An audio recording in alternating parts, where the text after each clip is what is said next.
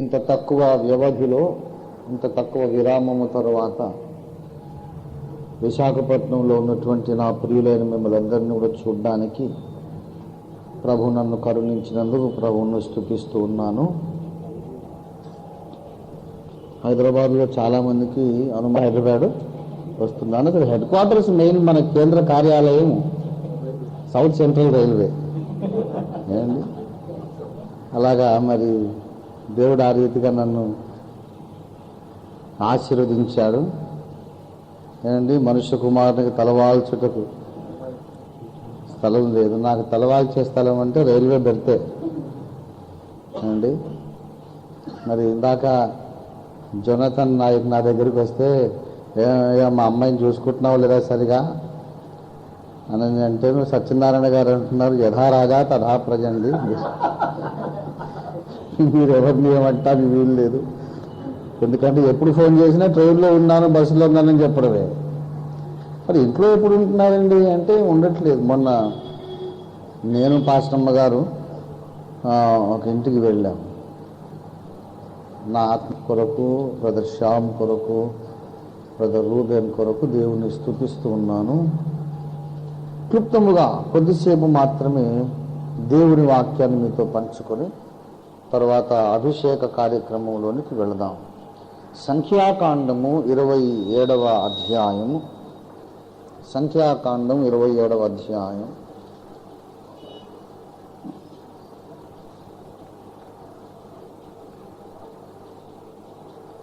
పద్దెనిమిదవ వచనము నేను చదువుతున్నాను, దయచేసి చిత్తగించండి. సంఖ్యాకాండం 27:18 వచనం.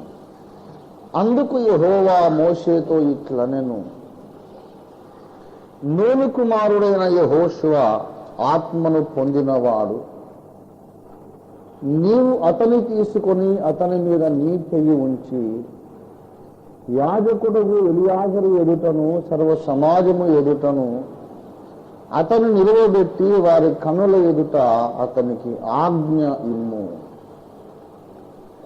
చిన్న మాట మనం ప్రార్థన చేసుకుందాం. దయచేసి తలలు వంచి ఏకీభవించండి. ప్రేమ కలిగిన మా మహాపరిశుద్ధ ప్రభువా, మిక్కిలి ఘనుడైన మా కన్న తండ్రి, మమ్మను ఎన్నడూ విడువని ఏమాత్రమును ఎడబాయని నమ్మకమైన సహాయకుడా, వాగ్దానములు చేసి నెరవేర్చుచున్న సత్యవంతుడా, మీకు వందనాలు చెల్లిస్తున్నాం. మా ప్రియ స్నేహితులు, మాతో పాటు నీ కడుపున పుట్టిన మా తోబుట్టువులు, మా తమ్ముళ్ళు, మా సహోదరులు, నీ శరీరములు, మా సాటి అంగములు అయినటువంటి బ్రదర్ మూర్తి, బ్రదర్ శ్యామ్, బ్రదర్ రూబేన్ల కొరకు నీకు వందనాలు చెల్లిస్తున్నాము. మేము ఒక కుటుంబములో సభ్యులము, నీ శరీరములో మేము సాటి అంగములమై ఉన్నాము గనక నీకు వందనాలు చెల్లిస్తున్నాము.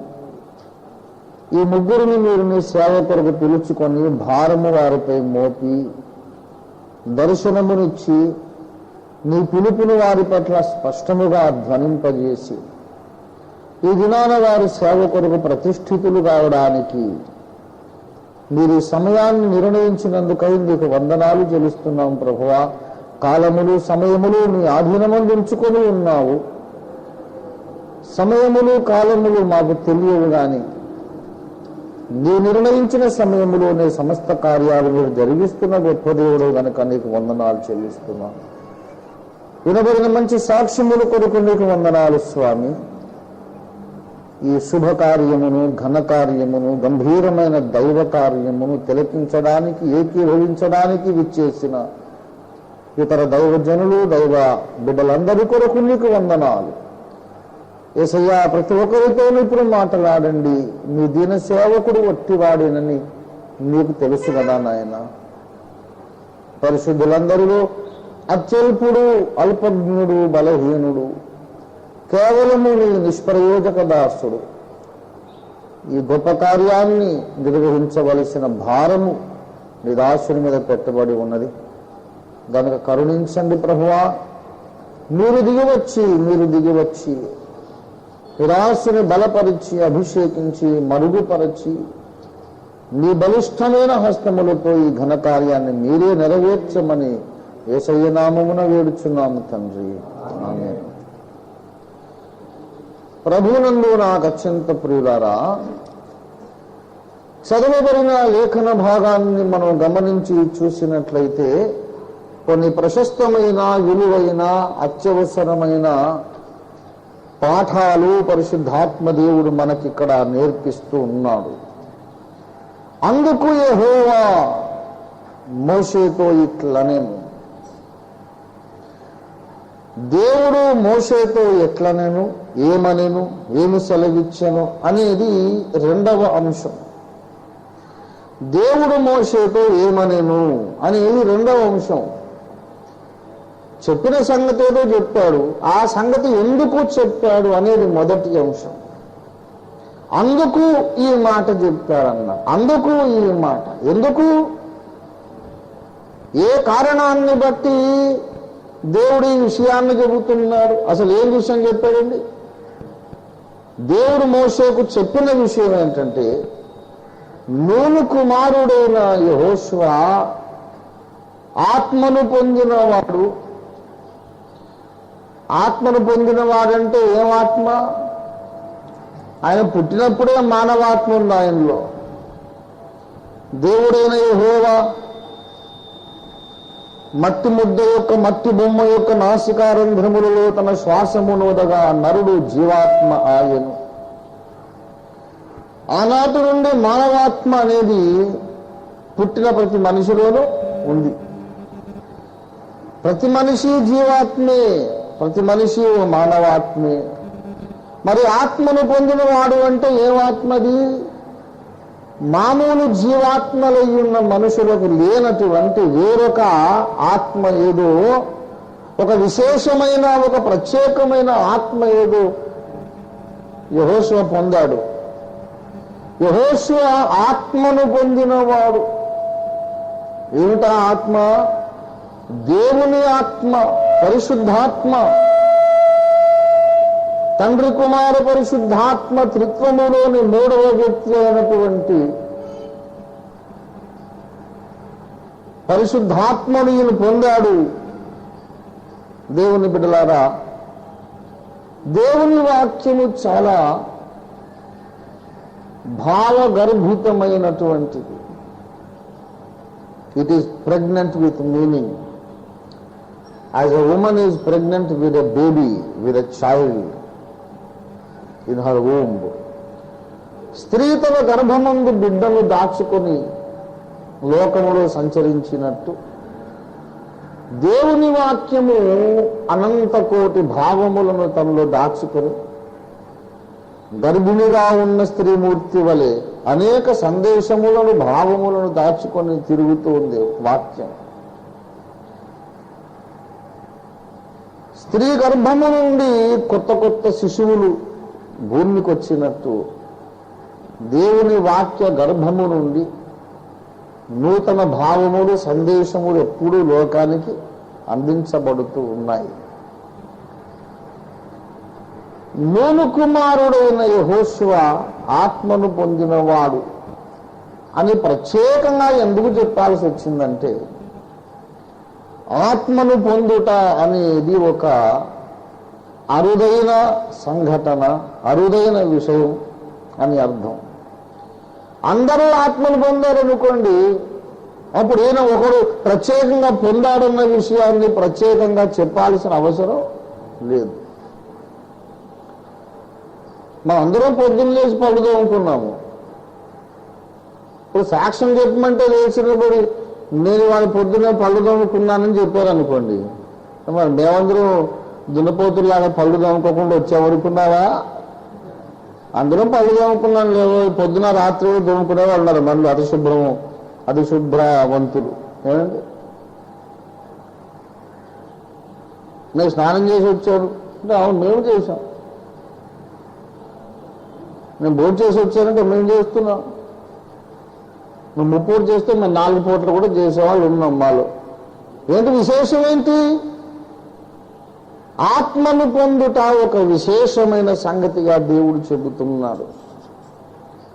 పరిశుద్ధాత్మ ఆవేశము, పరిశుద్ధాత్మ అభిషేకము అనేది ఒక ప్రత్యేకమైన అనుభవం, ఒక విశేషమైన అనుభవం, ఒక అరుదైన అనుభవం. It's a rare experience. Joshua has something which no one else has. At least the experience which many people do not have. He has an experience which only a small minority has. కొద్ది మందికి మాత్రమే దొరికిన అనుభవం, అందరికీ దొరకని అనుభవం వేదానికి దొరికింది. దేవుడు చెప్పిన విషయం ఏదో రెండవ అంశం అన్నాను. ఎందుకు దేవుడు చెప్పాడో అది మొదటి విషయం అన్నాను కదా. దేవుడు ఏం చెప్పాడు? యెహోషువ ఆత్మను పొందాడు అని చెప్పాడు. అవును, ఈ విషయం దేవుడు ఎందుకు చెప్పాడు అంటే, అందుకు యెహోవా మోషేతో ఇట్లా నేను యెహోషువ ఆత్మను పొందాడు. అందుకు యెహోషువ ఆత్మను పొందాడన్న విషయాన్ని మోషేకు చెప్పాను.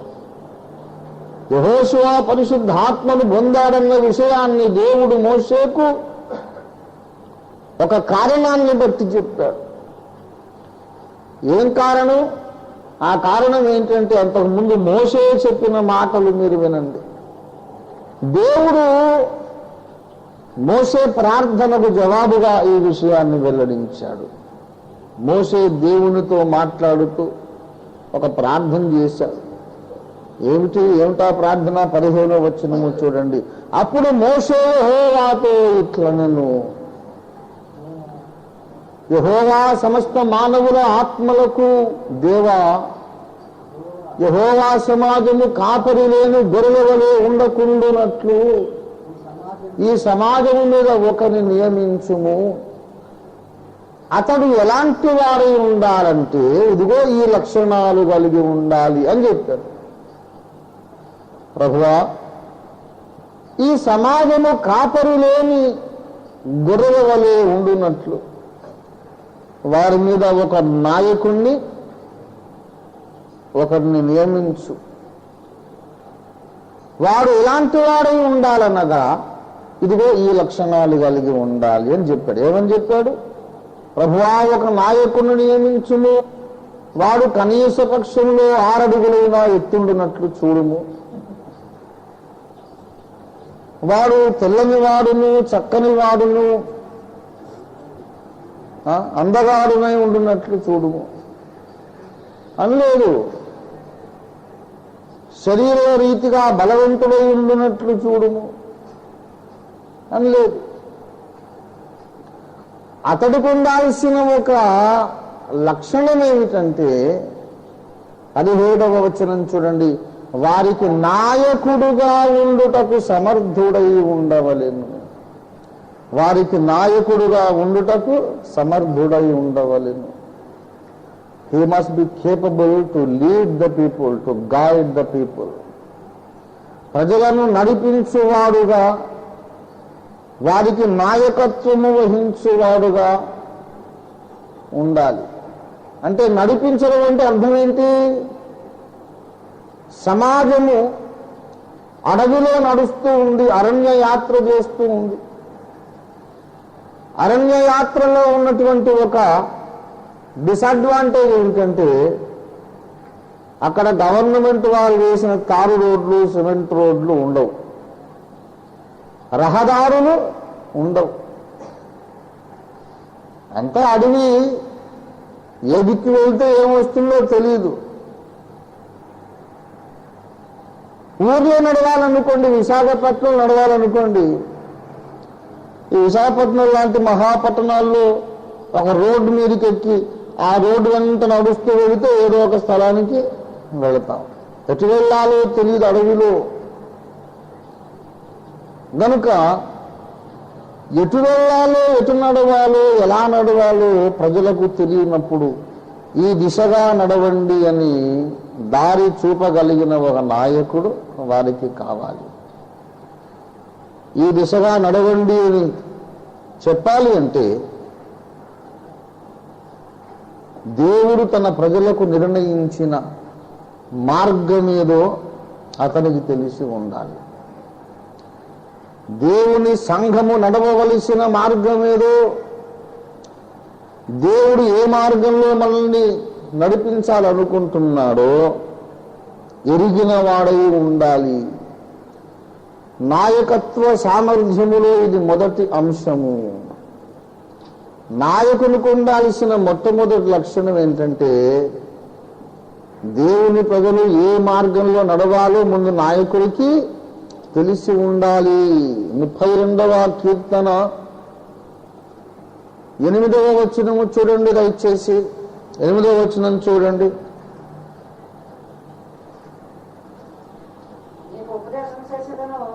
నీకు ఉపదేశము చేసేదను,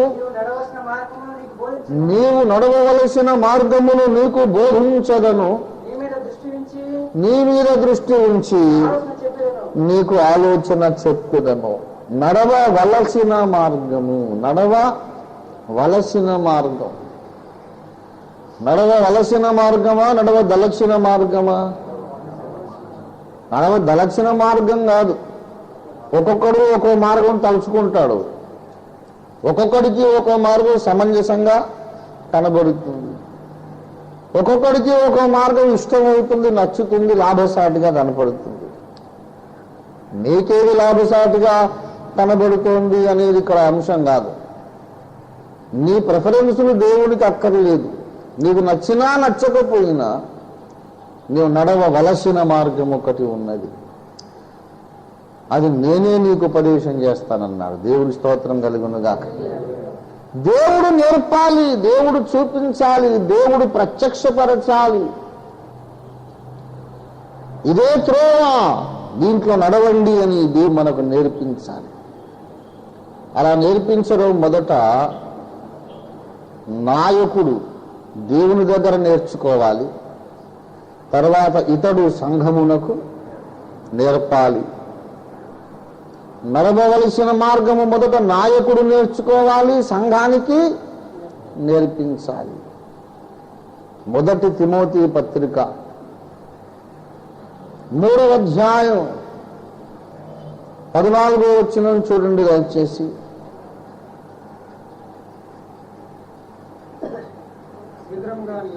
శీఘ్రముగా నీ వద్దకు వత్తునని నిరీక్షించుచున్నాను, అయినను నేను ఆలస్యము చేసిన ఎడల దేవుని మందిరములో, అందరూ జాగ్రత్తగా గమనించాలి, దేవుని మందిరములో అనగా జీవము గల దేవుని సంఘములో జనులు ఎలాగు ప్రవర్తించవలెనో అది నీకు తెలియనట్టు. చాలు చాలు చాలు. జనులు ఎలాగు ప్రవర్తించాలో, ఎవరు ప్రవర్తించే విధానం?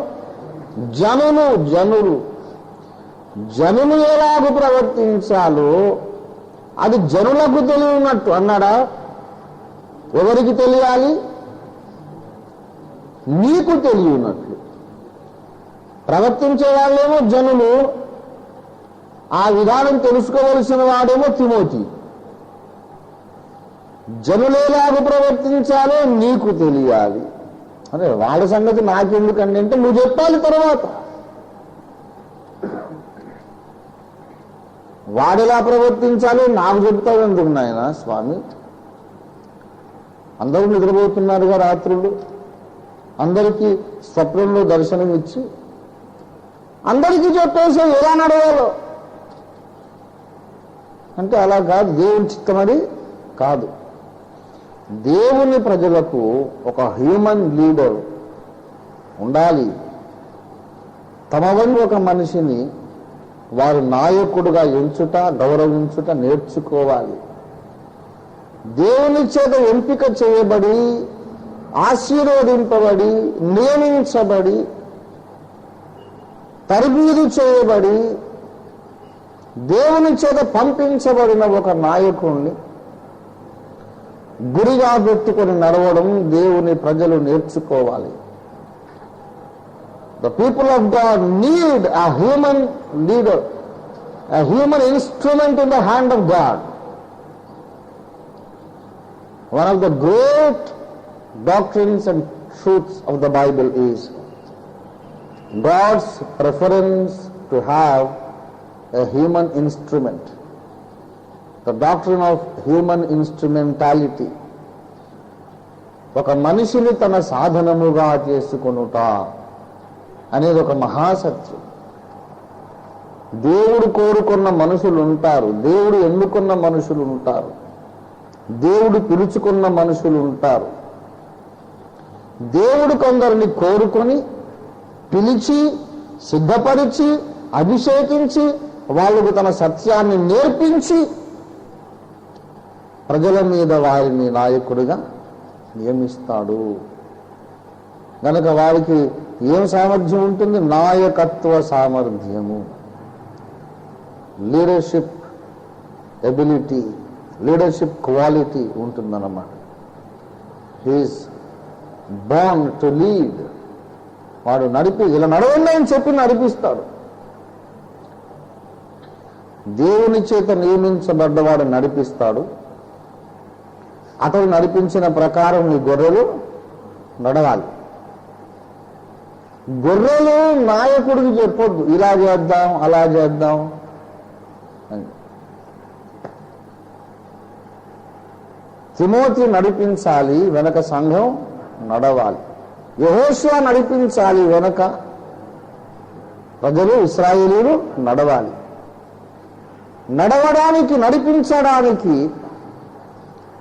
అతనికి సామర్థ్యం ఉండాలి.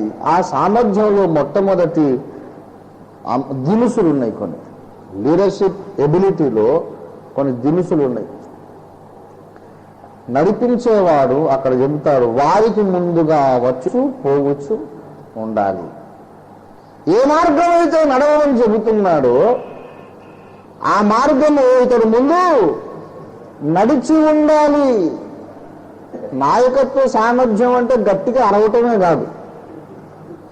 కొంతమంది అదే సామర్థ్యం తప్ప ఇంకో సామర్థ్యం ఉండదు. ఏమండి? నాయకత్వ సామర్థ్యం అనగా కేకలు వేయు సామర్థ్యమే కాదండి. ఏ మార్గం అయితే నడవమని వీరు ప్రజలను ఆదేశిస్తున్నారో ఆ మార్గం ముందు నడిచి ఉండాలి. మత్తయి సువార్త 23వ అధ్యాయం దయచేసి 3వ వచనం చూడండి. గనుక వారు నీతో చెప్పు వాటినన్నిటినీ అనుసరించి గైకొనుడి, అయినను వారి క్రియల చొప్పున చేయకుడి, వారు చెప్పుదురే గాని చెయ్యరు. ఎంత గొప్ప సాక్ష్యం పొందారో చూసారా? ఎంతసేపటికి చెప్పడమే తప్ప చెయ్యరు. కానీ అసలైన నాయకుడు ఎలా చేయాలో ప్రజలకు చెప్పాలి. ఇది ముందు వీడు చేసిలా ఉండాలి. దాన్నే మాదిరి అని అంటాం. Exemplary life. ఓ తిమోతి, నువ్వు మాదిరిగా ఉండవయ్యా అని అపోస్తలుడైన పౌలు భక్తుడు తిమోతికి చెప్పాడు. మొదటి తిమోతి పత్రిక 4వ అధ్యాయము 12వ వచనం చూడండి. 4:12. నీ యవనమును బట్టి ఎవడును నిన్ను తృణీకరింపనీయకుము, గాని నీ మాటలోను ప్రవర్తనలోను, దేవునికి స్తోత్రం, ప్రేమలోను విశ్వాసములోను పవిత్రతలోను విశ్వాసులకు నీవు మాదిరిగా ఉండుము. నాయకుడైన వాడు ముందు నడుస్తూ వెనక తన విశ్వాసులను నడిపించాలి. యేసయ్య సంఘము గొర్రెల మంద, ఇది గేదెల మంద కాదు. గొర్రెల మందకు గేదెల మందకు డిఫరెన్స్ ఉంది. గేదెలను తోలేవాడు వెనక నుంచి తోలుతాడు, గొర్రెలు నడిపించేవాడు ముందు నడుస్తాడు. ఏమండి? గొర్రెల కాపరి ఎక్కడ నడవాలి? కాపరి ముందు నడుస్తుంటే వెనక ఈ గొర్రెలు నడుస్తూ ఉంటాయి అన్నమాట. అదే గేదెలు అనుకోండి, ముందు వాడు వెళ్ళిపోతా ఉంటే వాడిని పట్టించుకో. ఇవి దారిలో ఆగిపోయి వీటి పని ఏ వారి గడ్డి దొరికింది, చొప్ప దొరికిందని ఎటో దారి తప్పి పొలంలోకి వెళ్ళిపోతాయి. గేదె సరిగా నడవాలంటే ఎప్పుడూ దాని వెనక ఉండి డొక్కలో ముళ్ళు కర్ర పెట్టి పొడుస్తూ ఉండాలి. నేను గొర్రెలకు మంచి కాపరిని అన్నాడు యేసయ్య, గేదెలకు దున్నపోతులకు కాదు. యోహాను సువార్త 10వ అధ్యాయం చూడండి. గొర్రెల కాపరి గొర్రెల్ని ఎలా నడిపించాలో చూడండి దయచేసి. 10వ అధ్యాయం 3వ వచనం. అతనికి ద్వారపాలకుడు తలుపు తీయును, గొర్రెలతని స్వరము వినును. అతడు తన సొంత గొర్రెలను పేరు పెట్టి పిలిచి వాటిని వెలుపలికి నడిపించును. అతడు తన సొంత గొర్రెలన్నిటిని వెలుపలికి నడిపించినప్పుడల్లా వాటికి ముందు నడుచునా వెనక నడుచునా? ముందు నాయకుడు నడిచి చూపించాలి. ఉదాహరణకు ఒక మాట అంటున్నాను, మనము మన అవసరాల కొరకు దేవుని తట్టు చూడాలి. కెరీతు వాగు దగ్గర ఏలియా కూర్చుండి ఎదురు చూశాడు. దేవుడు కాకోలములకు ఆజ్ఞాపించాడు. ఎక్కడ నుండి కాకులు వస్తాయో దేవుడు పంపిన కాకులు. అవి రొట్టె ముక్కలు తెచ్చిస్తే తిందాం, లేకపోతే పస్తుందాం, ఆ వాగులో నీళ్లు తాగి పడుకుందాం అని ఏలియా విశ్వాసంతో ఎదురు చూశాడు. మనమందరం అలాగే మన అవసరాల కొరకు దేవుని మీద ఆధారపడాలి అని నేను బోధ చేస్తున్నాను. ఈ లోపల మీకు ఎక్కడి నుంచో సీక్రెట్ లీక్ అయింది అనుకోండి, అయ్యగారికి రహస్యంగా అమెరికా డబ్బు వస్తుంది రెగ్యులర్గా.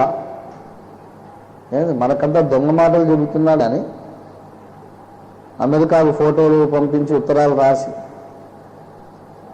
అయ్యగారికి చాలా డబ్బులు వస్తూ ఉన్నాయి అని మీకు తెలిసిందనుకోండి, అదేమైనా మంచి మాదిరేనా?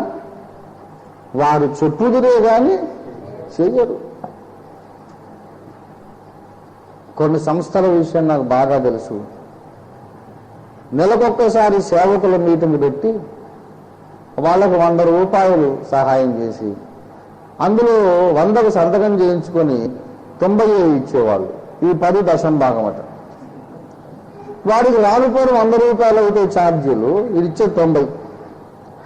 అయ్యా నువ్వు ఇచ్చే 90 ఛార్జీలకే అయిపోయినాయి కదా, మరి మీరు చేసిన సహాయం సహాయమే లేదండి. మరి ఎందుకు రావాలండి? జలసరి కూటానికి ఎందుకు రావాలి అంటే సహవాసం కొరకు రావాలి అంటాడు. సహవాసం అయితే మరి ఏం తిని బతకాలి? దేవుడు పోషిస్తాడు. ఆయన అవసరాల కొరకు దేవుని మీద ఆధారపడాలి. మంచి ఆధారపడతాం. మరి మీరెందుకు ఆధారపడరు? మీరెందుకు దొరలను పిలుచుకుంటారు, దొరల పుత్రం రాస్తారు? తప్పుడే ఆయన పెద్దవాళ్ళని ఎదిరించి మాట్లాడితే కళ్ళు పోతాయి. అది వీరి యొక్క మాదిరి.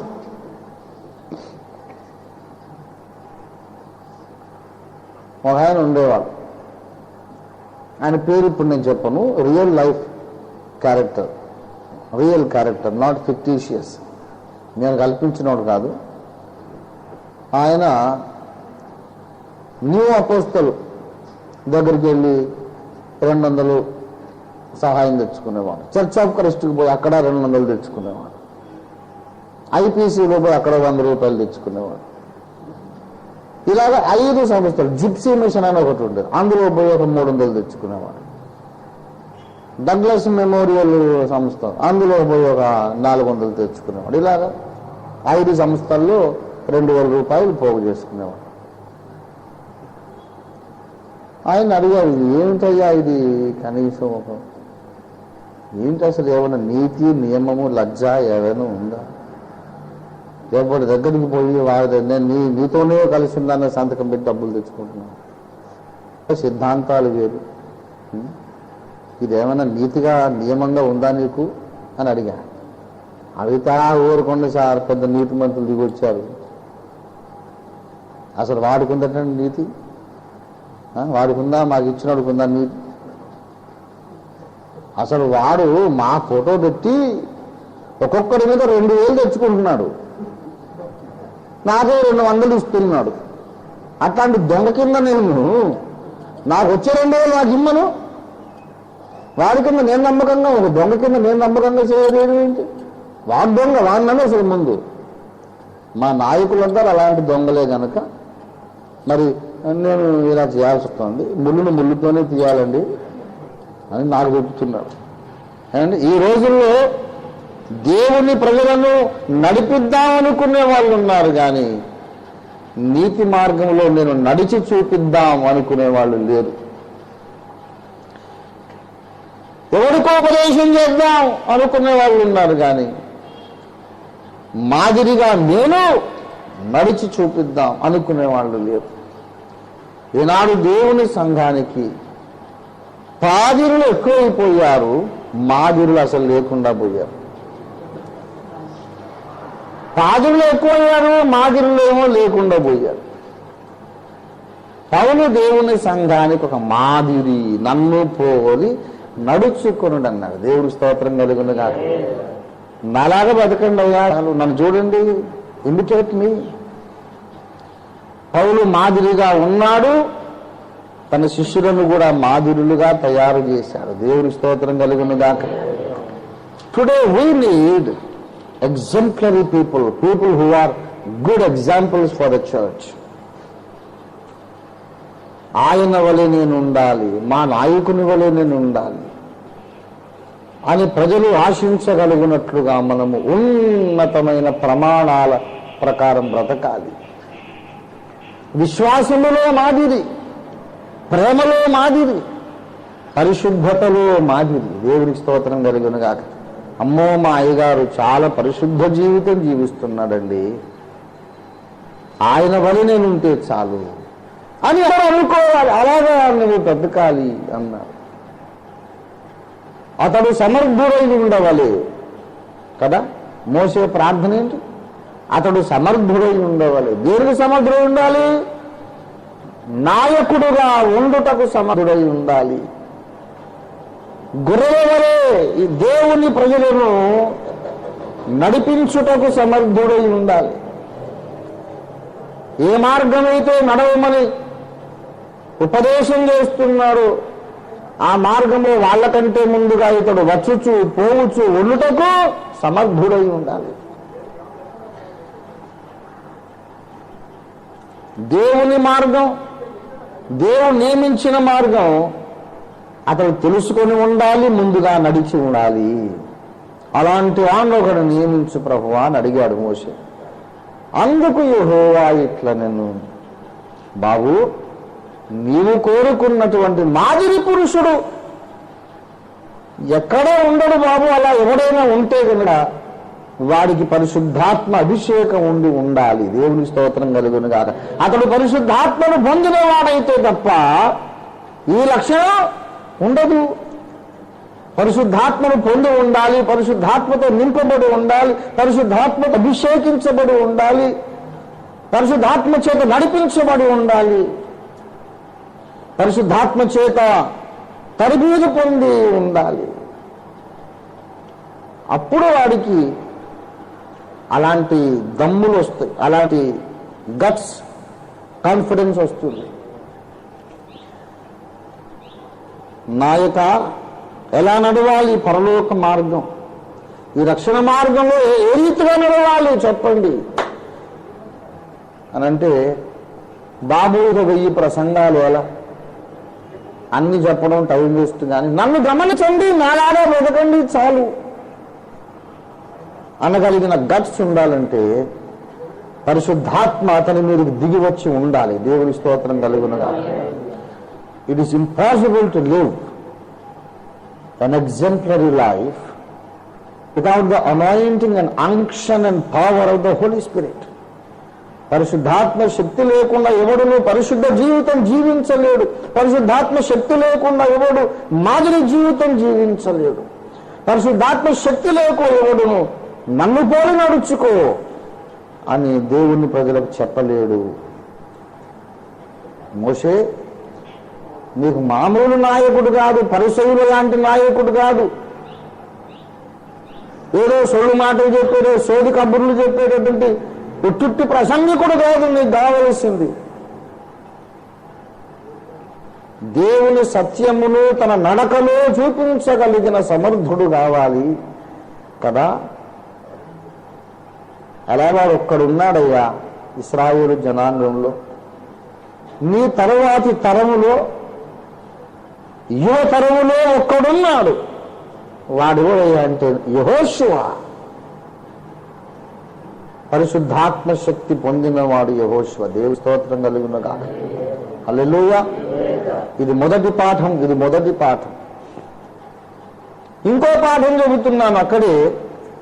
దయచేసి సంఖ్యాకాండము 27వ అధ్యాయంలో చాలా పాఠాలు ఉన్నాయి. అందులో ఇంకో మాట మనం నేర్చుకుందాం. 15వ వచనములో యెహోవా సమస్త మానవుల ఆత్మలకు దేవా, యెహోవా సమాజము కాపరి లేని గొర్రెల వలె ఉండకుండునట్లు ఈ సమాజము మీద ఒకరిని నియమించుము. ఎవరు నియమించాలి? యెహోవా నియమించాలి. ఇక్కడ ఒక మహత్తరమైన పాఠం నేర్చుకుందాం. దేవుని ప్రజల మీద నాయకుడిని నియమించే హక్కు, అధికారము దేవునిది మాత్రమే. మానవుడు నియమించలేడు. మానవుడు నియమించిన నాయకుడు దేవుని ప్రజలను సమర్థవంతంగా నడిపించలేడు. God must call you and God must anoint you and appoint you as the leader. దేవుడు పిలవాలి, దేవుడు నియమించాలి. మోషే మహాజ్ఞాని కదా. మోషే మహాజ్ఞాని, మేధావి, అనుభవజ్ఞుడు. అప్పటికే దాదాపు 100 ఏళ్ల వయసు దాటింది. ఇశ్రాయేలులు అందరూ ఆయనకు తెలుసు బాగా. 70 మంది ప్రధానులు ఉన్నారు, గోత్ర ప్రధానులు ఉన్నారు. ఇంతమంది ఎవరినైనా ఒకరిని ఎన్నుకొని తానే చెప్పేసేయచ్చు. ఇశ్రాయేలీయులారా, నేను పరమ కనానుకు వెళ్ళిపోయే సమయం వచ్చింది. ఈ లోకములో భూమి మీద ఉన్న కనానులో నేను అడుగుపెట్టొద్దని దేవుడు శాసించాడు. నా తర్వాత ఇతన్ని నాయకుడిగా నియమిస్తున్నాను, మీరందరూ ఇతనికి లోబడండి అని చెప్పొచ్చు మోషే. కానీ ఆ పని మోషే చేయలేదు. దేవా, నీ ఒక నాయకుణ్ణి నియమించు అని ప్రార్థన చేశాడు. ఈనాడు సంఘాలలో నాయకులను మనుషులే నియమించేస్తున్నారు. ఇంకా దరిద్రపు కొట్టు అలవాటు ఏంటంటే ఓట్లేసి ఎన్నుకోవడం. వీళ్ళని దౌర్భాగ్యులు అనాలని, ఆత్మీయ దరిద్రులు అనాలని బలంగా ప్రేరేపణ కలుగుతుంది, కానీ అనడం లేదు. బాగుండదని తర్వాత ఎప్పుడైనా అంటాను, ఇప్పుడు అనను. వారు దౌర్భాగ్యులు, ఆత్మీయ దరిద్రులు అని తర్వాత ఎప్పుడైనా తిడతాను, ఇప్పుడు తిట్టడం లేదు. ఓట్లేసి లీడర్లను ఎన్నుకో. ప్రజాస్వామ్యము, ఓ ఎమ్మెల్యేలను, ఓ ఎంపీలను ఎన్నుకున్నట్టు వీళ్ళు నాయకులను ఎన్నుకుంటారు. కొన్ని సంఘాల్లో మనుషులు ఎన్నుకున్నటువంటి కమిటీలు పాస్టర్లను, వారి బోధలను, సేవను కంట్రోల్ చేస్తూ, రిమోట్ కంట్రోల్ ప్రకారం కంట్రోల్ చేస్తూ ఉంటారు. ఏదైనా తేడా వచ్చిందనుకోండి, పాస్టర్ గారిని పదవి నుండి తొలగించే అధికారం వీళ్లకు ఉంటుంది. చాలా organised churches, main line churches, చాలా సంఘాలు నాకు చెప్తూ ఉంటారు, అయ్యా ఒక మంచి పాస్టర్ గారు ఉంటే చూడండి, మా దగ్గర ఉన్న పాస్టర్ గారు వెళ్ళిపోయారా, మీరు తొలగించారా అంటే మేమే తొలగించామండి. మరి మీరు తొలగించారు, ఇప్పుడు ఆ పదవి ఖాళీ అయిపోయింది, నేను ఇంకో పాస్టర్ని మీకు చూపిస్తాను, మరి వాడిని కూడా రేపు తొలగించరని ఏమి నమ్మకం? అమ్మ తొలగించంటే మరి ఒళ్ళు దగ్గర పెట్టుకొని ఉండాలండి. మరి మాకు గుచ్చుకునే ప్రసంగాలు చేయకూడదు, మాకు ఇష్టం లేనటువంటి టాపిక్లు ఎత్తుకోకూడదు, జాగ్రత్తగా అన్ని విషయాలు మాకు లోబడి అణిగి మణిగి ఉంటే ఎల్లకాలం మా దగ్గర పెట్టుకుంటాం. మనుషులు నియమించి మనుషులు వాడుకునేటటువంటి సేవకులు ఈనాడు ప్రసంగ పీఠికల మీద ఉన్నారు, తోలుబొమ్మల్లాగా. ఎంత దారుణమైన ఆత్మీయ దారిద్ర్యం కాదు ఇది. మనం నియమించడం కాదు, దేవుడు నియమించాలి. దేవుడు నియమించిన నాయకుడికి మనం నోరు మూసుకొని ఒళ్ళు దగ్గర పెట్టుకొని లోబడాలి. దేవుని స్తోత్రం కలుగునుగా. చాలామంది ఈ రోజుల్లో మనుషుల ద్వారా వాడుకొనబడడానికి ఇష్టపడే సేవకులు కూడా ఉన్నారు. దేవుడు వాడుకున్నాడు అనుకోండి, కాకుల కొరకు ఎదురు చూడాలి. కానీ మనుషుల చేత వాడుకొనబడడంలో ఒక సెక్యూరిటీ ఉంది. నెల తిరగంగానే ఒక చెక్ వస్తుంది, మళ్ళీ ఫస్ట్ రాగానే ఏదో ఇంత కవర్లో మనకు జీతం వస్తుంది. మధ్య మనం ప్రార్థన చేసినా చేయకపోయినా, ఆత్మలు సంపాదించినా సంపాదించకపోయినా, దేవుని దగ్గర సందేశాలు పొంది వాటిని అందించినా అందించకపోయినా, నిలదిరిగేసరికి ఓ చెక్కు మనకు వస్తుంది. కానీ దేవుడు వాడుకోవడంలో గొప్ప రిస్క్ ఉంది. దేవుడు వాడుకుంటే ఆకాశం తట్టు కళ్ళెత్తి చూడాలి, కాకులు ఎప్పుడు వస్తాయోనని. మనుషులు వాడుకుంటే అంత విశ్వాసం అక్కర్లే, పరీక్ష ఉండదు, నెల తిరిగి మళ్ళీ ఫస్ట్ రాగానే ఏదో ఒక రూపంగా జీతం వస్తూ ఉంటుంది. సేవకులు కూడా రిస్క్ లేని సేవను కోరుకుంటున్నారు. ఎంత దారిద్ర్యమో చూడండి. దొందు అన్నట్టు ఆ కమిటీలకి ఇట్లాంటి రోషము లేని సేవకులు, పిలుపు లేని సేవకులు సరిజోడి, వాళ్ళు వీళ్ళు కలిసి మొత్తం సేవనంతా భ్రష్టు పట్టించేశారు. అసలు బైబిల్లో ఉన్నటువంటి భక్తులకు ఒకవేళ దేవుడు మళ్ళీ ప్రాణం పోసి వాళ్ళు మళ్ళీ భూమి మీదకి వస్తే, బర్నబా, పౌలు, స్టెఫను, తిమోతి ఇలాంటి వాళ్ళు కనుక మళ్ళీ ఈనాడు ఇండియాకి అని ఈ భూమి మీదకి వస్తే ఎంత ఆశ్చర్యపోతారు. ఏంటంటే ఏం మతం అని అడుగుతారు. ఏం మతం? మీరే సిలువ గుర్తులు పెట్టి కూర్చున్నారు, మీరు ఏం మతం? మాది యేసు మతం, క్రైస్తవులా? మీరు క్రైస్తవులా? ఇలా దృష్టి పెట్టిపోయారేంటి? మరి మా రోజుల్లోనే ఉండేది కాదు బాబు. కవర్లు లేదు, చెక్కు లేదు, జీతాలు లేదు, ఫోటోలు లేవు, ఉత్తరాలు లేదు, ఏం లేదు. మోకాళ్ళు వినాలి, ప్రార్థన చెయ్యాలి, కాకులు రావాలి, మా కడుపు నిండాలంతే. దేవుని స్తోత్రం కలుగునుగా. దేవుని బిడ్డలారా, విశ్వాసం అనేది ఈ రోజుల్లో అడుగంటిపోయింది. దేవుని మీద ఆధారపడడం ఒకటి, దేవుని అధికారమునకు లోబడడం ఒకటి. నేను ఒక మాట చెబుతున్నాను, ఒకవేళ దేవుడు నిన్ను కాకుల కొరకు ఎదురు చూడు అని ఆజ్ఞాపించి ఉన్నట్లయితే దేవుడు నిన్ను సిగ్గుపరచడు, ఆకలితో చంపడు. దేవుని స్తోత్రం కలిగిన. దేవుడు నిన్ను ఆజ్ఞాపిస్తే నీకు అనుమానం లేదు. ఈనాడు దేవుని చేత నియమించబడి దేవుని చేతనే పంపించబడినటువంటి నాయకులు బహు తక్కువగా కనబడుతూ ఉన్నారు. మొన్న ఒక ప్రధాన కార్యక్రమం జరిగిందండి. మన సంఘం అబ్బాయి, వేరే సంఘం అమ్మాయి. అమ్మాయి వాళ్ళ దగ్గర సాధారణంగా ప్రధానం ఆడపిల్ల ఇంట్లో జరుగుతుంది కదా, వధువు ఇంట్లో జరుగుతుంది, అక్కడికి వెళ్ళా. అక్కడ పాస్టర్ గారు మంచి నిలువుటంగి వేసుకొని ఉన్నారు. చాలా ప్రియుడు, చాలా ఆత్మీయుడు. చక్కగా నాకు చాలా సంతోషం అనిపించింది.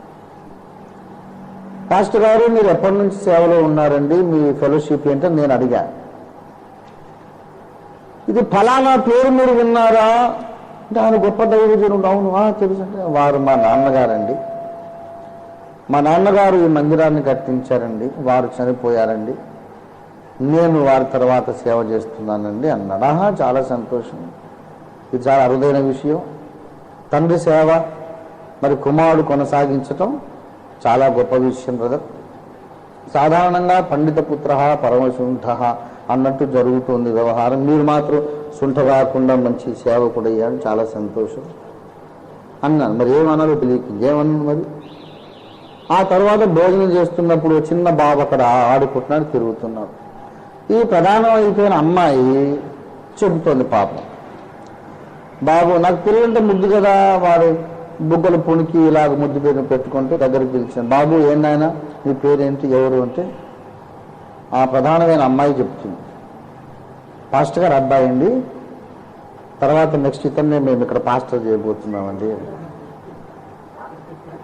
నాన్నగారు పాస్టర్ అంట, కొడుకు ఇప్పుడు పాస్టర్ అంట, వీడు ఇంకా వారు చడ్డీ లేకుండా ఎగురుతున్నాడు, వాడు వీడు పాస్టర్ అవుతాడంట. అంతే వీళ్ళు ఇష్టం, ఇంకా దేవుడు ఎక్కడ ఉన్నాడు. వాడు పెరిగిన తర్వాత దేవుడు వాడిని పిలుస్తాడో లేదో, అభిషేకిస్తాడో లేదో. పాస్టర్ గారి పిల్లలు మళ్ళీ పాస్టర్ కావడం కాదు. మోషేకి 2 కొడుకులు ఉన్నారా లేదా? ఏం పేర్లు వాళ్ళ పేర్లు? గెర్షోము, ఎలియెజరు. గెర్షోము, ఎలియెజరు అనే 2 కుమారులు ఉన్నారు. మోషే తర్వాత వాళ్ళ కొడుకుల్ని సేవకులుగా పెట్టలేదు, ఆయన నియమించలేదు.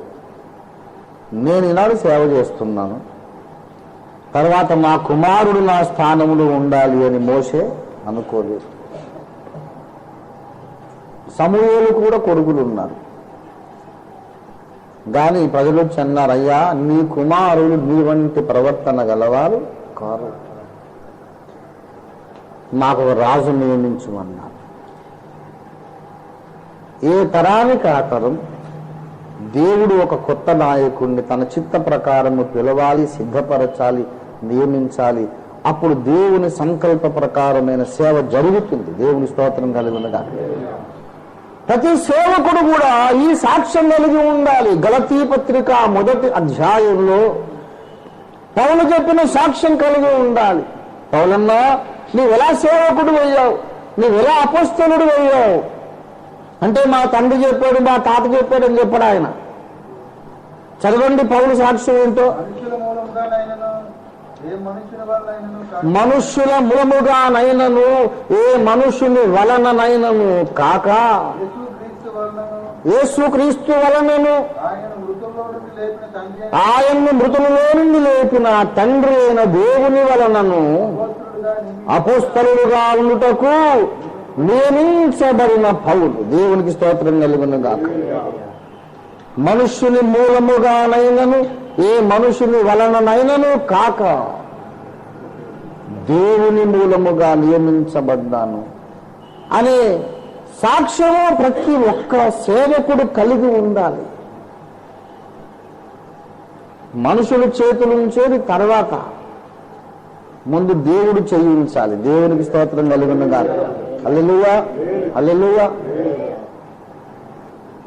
యెహెజ్కేలు ప్రవచన గ్రంథము 1వ అధ్యాయం 2వ వచనం చదవండి దయచేసి. కేదారు నదీ ప్రదేశమున అక్కడి నుంచి చదవండి, పర్వాలేదు.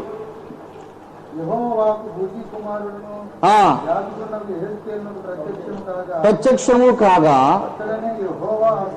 అక్కడనే యెహోవా హస్తం అతని మీదికి వచ్చెను. యెహోవా హస్తము అతని మీదికి వచ్చెను. 2వ రాజుల గ్రంథము 3వ అధ్యాయం 15వ వచనం చదవండి. నా యొద్దకు వీణ వాయించగల ఒకరిని తీసుకుని రమ్మన్నాడు ఎలీషా. వాద్యకుడు ఒకడు వచ్చి వాయించుచుండగా యెహోవా హస్తం అతని మీదికి వచ్చెను. ఎవరి హస్తం వచ్చెను? యెహోవా హస్తము ఎలీషా మీదికి వచ్చెను. యెహోవా హస్తము యెహెజ్కేలు మీదికి వచ్చెను. దేవుని హస్త నిక్షేపణం ఇది. దేవుడే చేసిన అభిషేకం ఇది. అది ముందు జరగాలి. దేవుడు చేతులు ఉంచకుండా మామూలుగా మనిషి చేతులు పెట్టాడు అనుకోండి, దానివల్ల ఏమీ లాభం లేదు. ఒక మనిషి కాదు, ప్రపంచంలో ఉండే సేవకులందరూ బెనిహిన్ గారు, బిల్లి గ్రహం గారు, దినకరన్ గారు, రవి జకరియస్ గారు, ఆత్మాభిషిక్తులైన మహానుభావులందరూ వచ్చి చేయబెట్టినా సరే దానివల్ల అతని జీవితంలోకి ప్రభావం రాదు. దేవుడు ముందు చేయబెట్టాలి, తర్వాత మనిషి చేయబెట్టాలి. నేను నిష్కర్షగా నిర్మోగమాటంగా సత్యం మాట్లాడుతున్నాను. ఎవరూ నొచ్చుకో. దేవుడు నీ మీద చేయబెట్టకపోతే నేను చేయబెట్టినందువల్ల పని ఏం జరగదు. దేవాని హస్తము నా మీదికి రానిమ్ము అని మనం ప్రార్థన చేయాలి. దేవునికి స్తోత్రం కలుగునగాక. God's hand should be upon us. God's power must come upon us. దేవుని హస్తము మనల్ని చెక్కాలి, వాడుకోవాలి. దేవుని చేతుల్లో మనం సాధనాలము కావాలి. మోషే ఒక గొప్ప సత్యాన్ని గమనించాడు. నాకు పిల్లలు ఉన్నారు, కానీ వారిని నియమించే హక్కు నాకు లేదు. నాకు తెలిసిన చిన్న చిన్న లీడర్లు ఉన్నారు, అయినా వాళ్ళని నియమించే హక్కు నాకు లేదు. ఈనాడు దేవుని ప్రజలకు నాయకుడుగా ఎవరు ఉండాలో నియమించే హక్కు దేవునిది. నీవు నియమించు. పౌలును దేవుడు అలా నియమించాడు గనుక ఒక మాదిరికరమైన సేవకుడు తయారయ్యాడు. ఒక సమర్థుడైన సేవకుడు ఎప్పుడు వస్తాడంటే అతడు దేవుని చేత పిలువబడి ఉండాలి, దేవుని చేత నియమించబడి ఉండాలి, తర్వాత పరిశుద్ధాత్మను పొందినవాడై ఉండాలి. దేవునికి స్తోత్రం కలుగునుగాక. ఇంకా అనేక విషయాలు ఉన్నవి, కానీ 1-2 విషయాలు పరిశుద్ధాత్మ నడిపించిన కొలది నేను మీతో పంచుకొని ముగించుకుంటాను. 18వ వచనము చూడండి. అందుకు యెహోవా మోషేతో ఇట్లా నేను కుమారుడైన యెహోషువ ఆత్మను పొందినవాడు, నీవతని తీసుకొని అతని మీద నీ చెయ్యి ఉంచి అని ఎందుకు అన్నాడు తెలుసా? నా చెయ్యి ఉంచడం ఇదివరకే అయిపోయింది, ఇప్పుడు నీ చెయ్యి పెట్టు మోషే, నీ చెయ్యి ఉంచి అని దేవుడు ఎంఫసైజ్ చేస్తూ ఉన్నారు. నొక్కి నొక్కి వక్కాణిస్తూ చెబుతూ ఉన్నాడు. 19వ వచనములో ఒక గొప్ప అద్భుతమైన విషయం ఉంది. యాజకుడగు ఎలియాజరు ఎదుటను సర్వ సమాజము ఎదుటను అతన్ని నిలబెట్టి వారి కన్నుల ఎదుట అతనికి ఆజ్ఞయము. ముందు చేయించాలి, తర్వాత ఏం చేయాలి? ఆజ్ఞ ఇవ్వాలి. హస్తనిక్షేపణమైన తరువాత కూడా మోషే యెహోషువకు ఏమి ఇవ్వాలి? ఆజ్ఞ ఇవ్వాలి. అంటే ఆజ్ఞ ఇస్తున్నాడు అంటే ఆజ్ఞ ఇచ్చినవాడు పెద్దవాడా, ఆజ్ఞ పొందినవాడు పెద్దవాడా? ఆజ్ఞ ఇచ్చినవాడు ప్రముఖుడా, ఆజ్ఞను అందుకున్నవాడు ప్రముఖుడా? ఇచ్చేవాడే ప్రముఖుడు. హస్తనిక్షేపణం అయిపోయిన తర్వాత ఇక మీతో నాకేం పని అన్నట్టు విర్రలికి తిరుగుతారు కొంతమంది. చేయబెట్టేసిన తర్వాత ఇక నీకు ఆగస్టు 15 వచ్చేసిందని అర్థం కాదు. స్వాతంత్రం వచ్చేసింది, జై స్వతంత్ర భారత్కి అని ఎవడు ఇష్టం వచ్చినట్టు వాడు వెళ్ళిపోయి సేవ చేయమని కాదు. ఎప్పుడు అదే చెప్తుంటాను నేను. తిమోతికి దేవుడు అభిషేకం ఇచ్చాడు, బలమైన సేవ జరిగించాడు. ఎందుకంటే పౌలు బతుకున్నంత కాలం తిమోతి పౌలును విడిచిపెట్టలేదు. అసలు లోగడ వేరే ప్రసంగాల్లో చెప్పే తిమోతి పౌలు ద్వారా రక్షణ పొందనే లేదు. అదివరకే రక్షింపబడిన వాడుగా పరిచయం అయ్యాడు. అయినా ఏమని చెప్పుకున్నాడు పౌలు? నా నిజమైన కుమారుడు, నా ప్రియమైన కుమారుడు. ఎలా కుమారుడు అయ్యా? నువ్వు కన్నావా? సువార్త వలన కొరింథీయులను కన్నానన్నాడు, కానీ ఈయన కనలేదే. పౌలు దెర్బేకు లుస్త్రకు వచ్చేటప్పటికి అక్కడ ఆల్రెడీ తిమోతి అనే శిష్యుడు ఉన్నాడు. ఎలా కొడుకయ్యాడు? పౌలు ద్వారా రక్షణ పొందకపోయినా పౌలు ద్వారా సిద్ధాంతము నేర్చుకున్నాడు, బోధ నేర్చుకున్నాడు, వాక్య సత్యము నేర్చుకున్నాడు, సేవా విధానం నేర్చుకున్నాడు.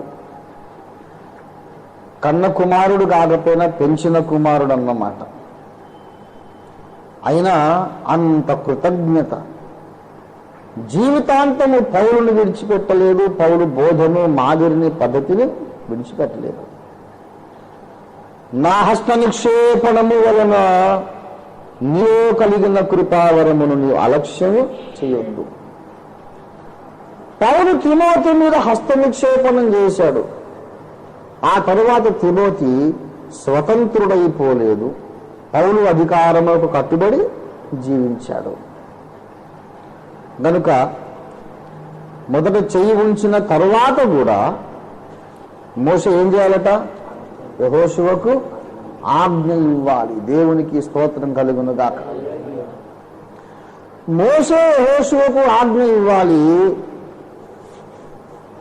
యెహోషువ మోషే నుండి ఆజ్ఞను పొందాలి. అప్పుడేం జరుగుతుందంటే 20వ వచనము చూడండి. ఇశ్రాయేలీయుల సర్వ సమాజము అతని మాట వినున్నట్లు. ఎవరి మాట? సర్వ సమాజం ఎవరి మాట వినాలి? యెహోషువ మాట వినాలి. యెహోషువ ఏమో మోషే మాట వినాలి. సమాజము యెహోషువ మాట వినాలి. పౌలు చెబితే తిమోతి నేర్చుకోవాలి. తిమోతి నోట సత్యాన్ని సంఘము నేర్చుకోవాలి. ఇది గురు శిష్య పరంపర. గురు శిష్య పరంపర, అపోస్తలిక గురు శిష్య పరంపర. ఏమండి?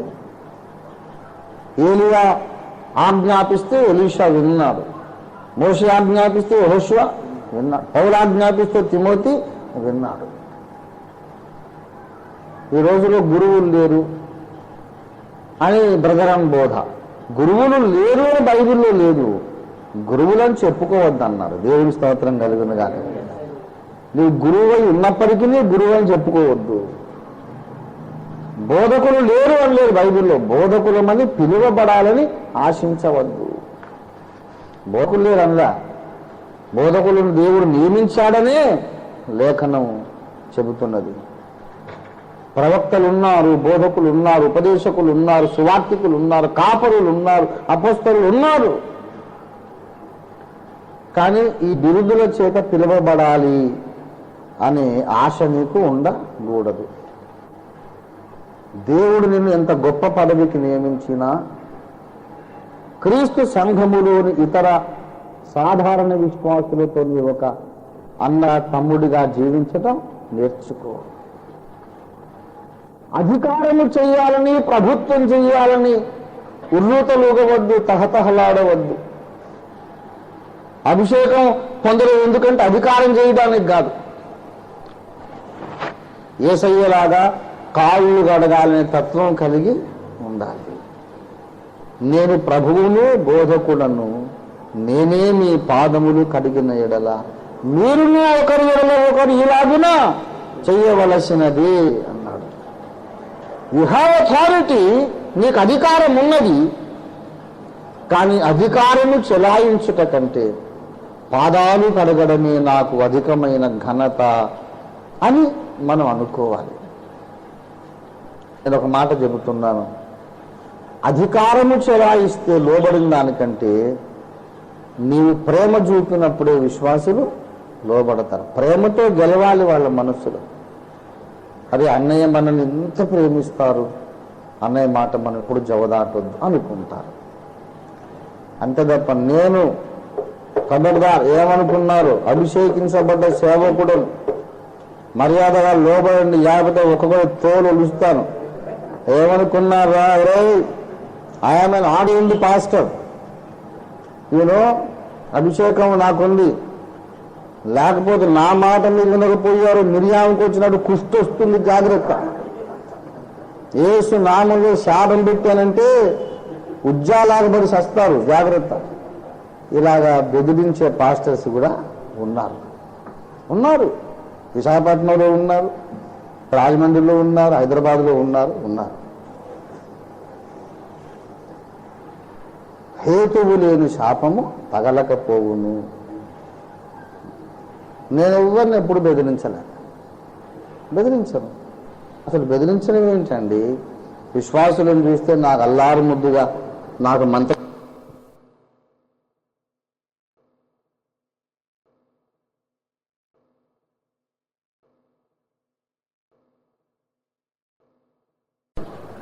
తన సొంత బిడ్డలను గారవించున్నట్లుగా మేము మీ మధ్యను సాధువులమై ఉన్నాం. విశ్వాసులను గారాబం చెయ్యాలి, విశ్వాసులను ప్రేమించాలి. మొదటి తెస్సలోనిక పత్రిక, క్షమించండి, తొందరగా మనం దేవుని వాక్యాన్ని చూసి ముగించుకుందాం. మొదటి తెస్సలోనిక పత్రిక 2వ అధ్యాయము 7వ వచనం. గారవించున్నట్లుగా అంటే గారాభం అనే మాటకు ఇది మాతృగా. గారవించుట అనేది గ్రాంధికమైన మాట. కొంచెం వ్యావహారికం వస్తే గారాభము. పాలిచ్చి పెంచే తల్లి తన సొంత బిడ్డలను గారవించున్నట్లుగా మేము మీ మధ్యను. పసిపిల్ల, పాల్లాగే పిల్ల అనుకోండి, తల్లి ఏమంటుంది? అరే, నిన్ను నవమాసములు మోసి కష్టపడి నేను కంటిని, నీవు నాకు లోబడుట నీ విద్యుక్త ధర్మము. ఏమనుకొనుచుంటువో నాకు తిక్కరేగినదంటే నీకు పాలియడం మానివేసదను. నా మాట విను, లేకపోతే సచ్చూరుకుంటావు. ఏమనుకుంటున్నావు? వినాలి నా మాట అంటే వాడు అలాగే చూసి పోసి నవ్వులు నవ్వుతాడు. వాడికి ఏం తెలియదు. కథమైస్తే తయారమని ఏడుస్తాడు. ఎంత ముద్దు! పాలిచ్చి పెంచే తల్లికి తన కొడుకు ఎంత ముద్దో, నాయకుడు తన సంఘాన్ని అంత ముద్దు చెయ్యాలి. విశ్వాసం అస్సలు కంట్రోల్, అసలు మనం అలాగే మనం అసలు లూజ్గా వదిలేద్దండి. అమ్మో, ఇది మామూలు మనుషులు. విశ్వాసులు అంటే ఏమనుకున్నారు? రోజులు విశ్వాసులు కాదు, పిశాచులండి అంటున్నాడు పాస్టర్ గారు నాతో. ఆయన విశ్వాసం అది. అయ్యా నీ నమ్మిక చొప్పున నేను కలుగురు కాకంటాడు. తథాస్తు దేవుడు యేసయ్య. నాకేమనిపించదే, నా విశ్వాసులు బంగారు కొండలు, చక్కని బిడ్డలు, నా మాట వింటారు. అసలు అలా చేయరు. నా పిల్లలు తప్పు చేయరు. ఎందుకు చేస్తారు? నేను కళ్ళు కూడా ఊహించుకోలేను. ఎవడో ఒకడు, 1,00,000 మందిలో ఒకడు తప్ప సాధారణంగా నా పిల్లలు బంగారు కొండలు, నా పిల్లలు నా సొంత పిల్లలు. ఎంత ముద్దొస్తారో! నీ గుండెల నిండా ప్రేమ నిండినంత కాలం నీ స్వరములో విశ్వాసులను ఆకట్టుకునే సమ్మోహక శక్తి ఉంటుంది. దేవుని స్తోత్రం కలిగిన హల్లెలూయా. నాయకుడు నాయకత్వ సామర్థ్యములో ఇదొక భాగము. నాయకత్వ సామర్థ్యం అనగా నడవవలసిన మార్గము వాళ్ళకు నడిచి చూపించుట. రెండవదిగా వారిని ప్రేమతో లోబరుచుకొను సామర్థ్యము. ప్రేమ చూపుట వలన వారిని అదుపు చేయగలిగిన సామర్థ్యం. ఇది కావాలంటే మనకు పరిశుద్ధాత్మ శక్తి కావాల్సిందే. ప్రేమ నటించలేము. లోపల ముందే మనస్సు భగభగ మండిపోతుంది అనుకోండి, నా మాట వింటం లేదేనని. లోపల కోపంగా కడుపుమంటగా ఉంది, పైకి మాత్రం ప్రేమగా మాట్లాడాలి. ఎలా నటించగలం? ఎంతసేపు నటించగలం? తెచ్చిపెట్టుకున్నటువంటి ప్రేమ ఎక్కువ కాలం ఉండదు. ప్రభువుని అడగాలి, ప్రభువా నీ ప్రేమ నాలో నింపు. ప్రేమ మనలో నిండిపోవాలంటే ఆత్మాభిషేకం ఒక్కటే మార్గము. రోమాపత్రిక 5వ అధ్యాయం 5వ వచనం చూడండి దయచేసి. రోమా 5:5.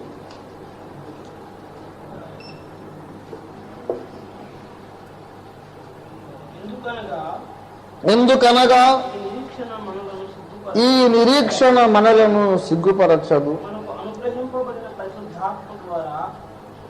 మనకు అనుగ్రహింపబడిన పరిశుద్ధాత్మ ద్వారా. ఓ దేవునికి మహిమ కలుగునుగాక, దేవునికి స్తోత్రం. పరిశుద్ధాత్మ ద్వారా దేవుని ప్రేమ మన హృదయాలలో కుమ్మరించబడి ఉన్నది. ప్రేమ మన హృదయంలో కుమ్మరించబడాలంటే అది ఎవరి కార్యం? పరిశుద్ధాత్మ కార్యం. పరిశుద్ధాత్మ ద్వారా వచ్చేది అన్య భాషలు, ప్రవచనాలే కాదు, మన హృదయంలో ఒక ప్రేమ వస్తుందట. దేవుని స్తోత్రం కలిగినగా ఒక మాట చెబుతున్నా, ప్రేమ ఎప్పుడు నీ లోపల నిండిపోయిందో నీవు ప్రపంచాన్ని శాసించగలుగుతావు. మనుషులు నీ మాట వింటారు. ప్రేమ కలిగిన వాడి మాట వింటారు.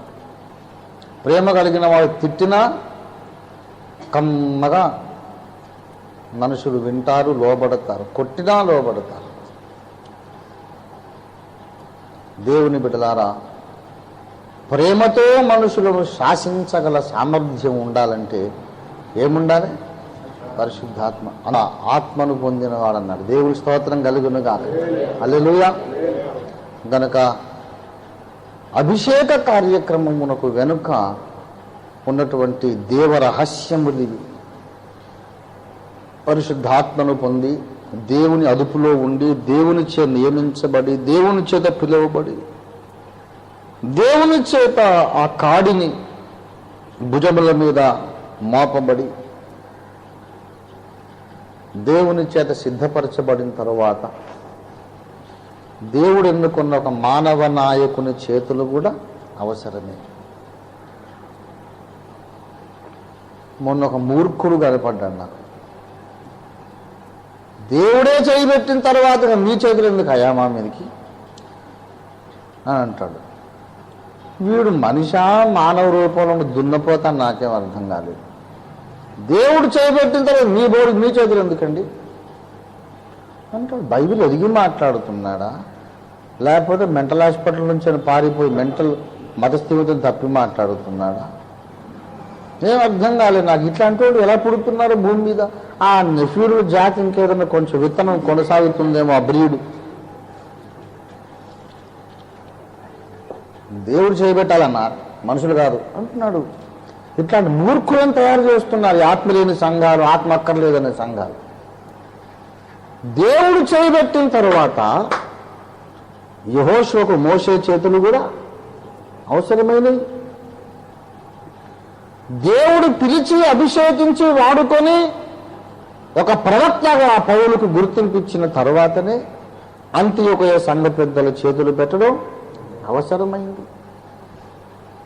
దేవుడు చేయి పెట్టినంత మాత్రాన మానవుడైన ఒక నాయకుని ఆత్మాభిషిక్తుని చేతులు అవసరము లేదు అనుకోవడం చాలా తప్పు.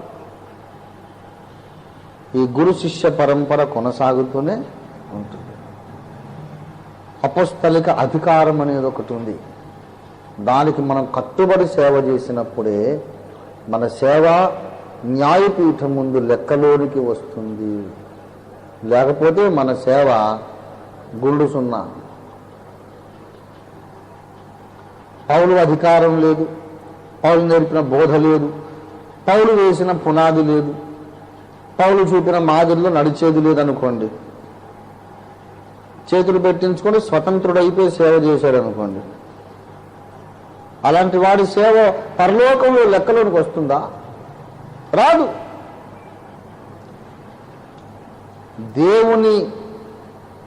దేవుని చేత ఏర్పరచబడిన పౌలును విడిచి చేసే సేవ లెక్కలోనికి ఎన్నడూ రానే రాదని మనం నేర్చుకోవాలి. బర్నబా పౌలును విడిచి వేరైపోయాను. ఈనాడు కూడా చాలా మంది పౌలును విడిచి వేరైపోతున్నారు.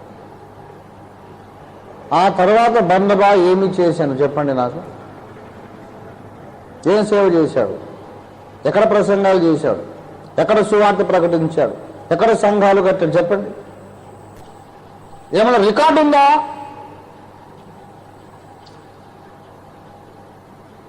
పౌలును మనం విడిచిపెట్టొద్దు. పౌలు వేసిన పునాదిని విడిచిపెట్టొద్దు. మన తరములోని పౌలుని కూడా విడిచిపెట్టొద్దు. దేవుని స్తోత్రం కలుగును గాక. తరానికి ఒక పౌలు ఉంటారని ఎన్నోసార్లు చెబుతున్నాను. నేనే పౌలని కాదు నేను చెప్పేది. ఒక తరంలో మార్టిన్ లూథరే పౌలు, ఒక తరంలో జాన్ వెస్లీయే పౌలు. తరానికి ఒకడు ఉంటాడు, వాడిని వదిలిపెట్టొద్దు. అప్పుడే మన సేవ రికార్డులోకి ఎక్కుతుంది. లోక్సభ స్పీకర్ ఉంటాడు, అసెంబ్లీ స్పీకర్ ఉంటాడు. ఆయన పర్మిషన్ ఇచ్చినప్పుడే మాట్లాడాలి. దయచేసి ఇప్పుడు మీరు కూర్చోండి, నేను పర్మిషన్ ఇవ్వట్లేదు అని అంటాడు. అప్పుడు బుద్ధిమంతులైతే కూర్చోవాలి. ఈ రోజుల్లో అసెంబ్లీలు, చట్టసభలు మరీ భయంకరంగా చేపల మార్కెట్ లాగా తయారైపోయి, no I don't give permission, ఎవరికి పర్మిషన్ ఇవ్వాలని స్పీకర్ అంటే ఉంటే అందరూ ఒక్కసారి గొల్లుగా నిలబడి అరుస్తూ ఉంటారు. చేపల సంత కంటే అధ్వాన్నం. గోల గోల గోల గోల గోల గోల. ఒకరిని దుమ్మెత్తి పోసుకుంటూ ఉంటారు, ప్రతిపక్షం వాళ్ళు, అధికార పక్షం వాళ్ళు. స్పీకర్ గారుండి ఆ మైక్ ప్లగ్లు ఉడబీకి పారేస్తారు. స్పీకర్ దగ్గర ఉంటాయన్నమాట. వద్దన్నా మాట్లాడుతున్నాడు అనుకోండి, వాడి ప్లగ్ తీసేస్తాడు. ఇక్కడ వాడు మూకాభినయంలో అలా అరుచుకోవడమే తప్ప వాడు ఏమరుస్తున్నాడు ఎవరికి వినబడదు, రికార్డులోకి ఎక్కదు.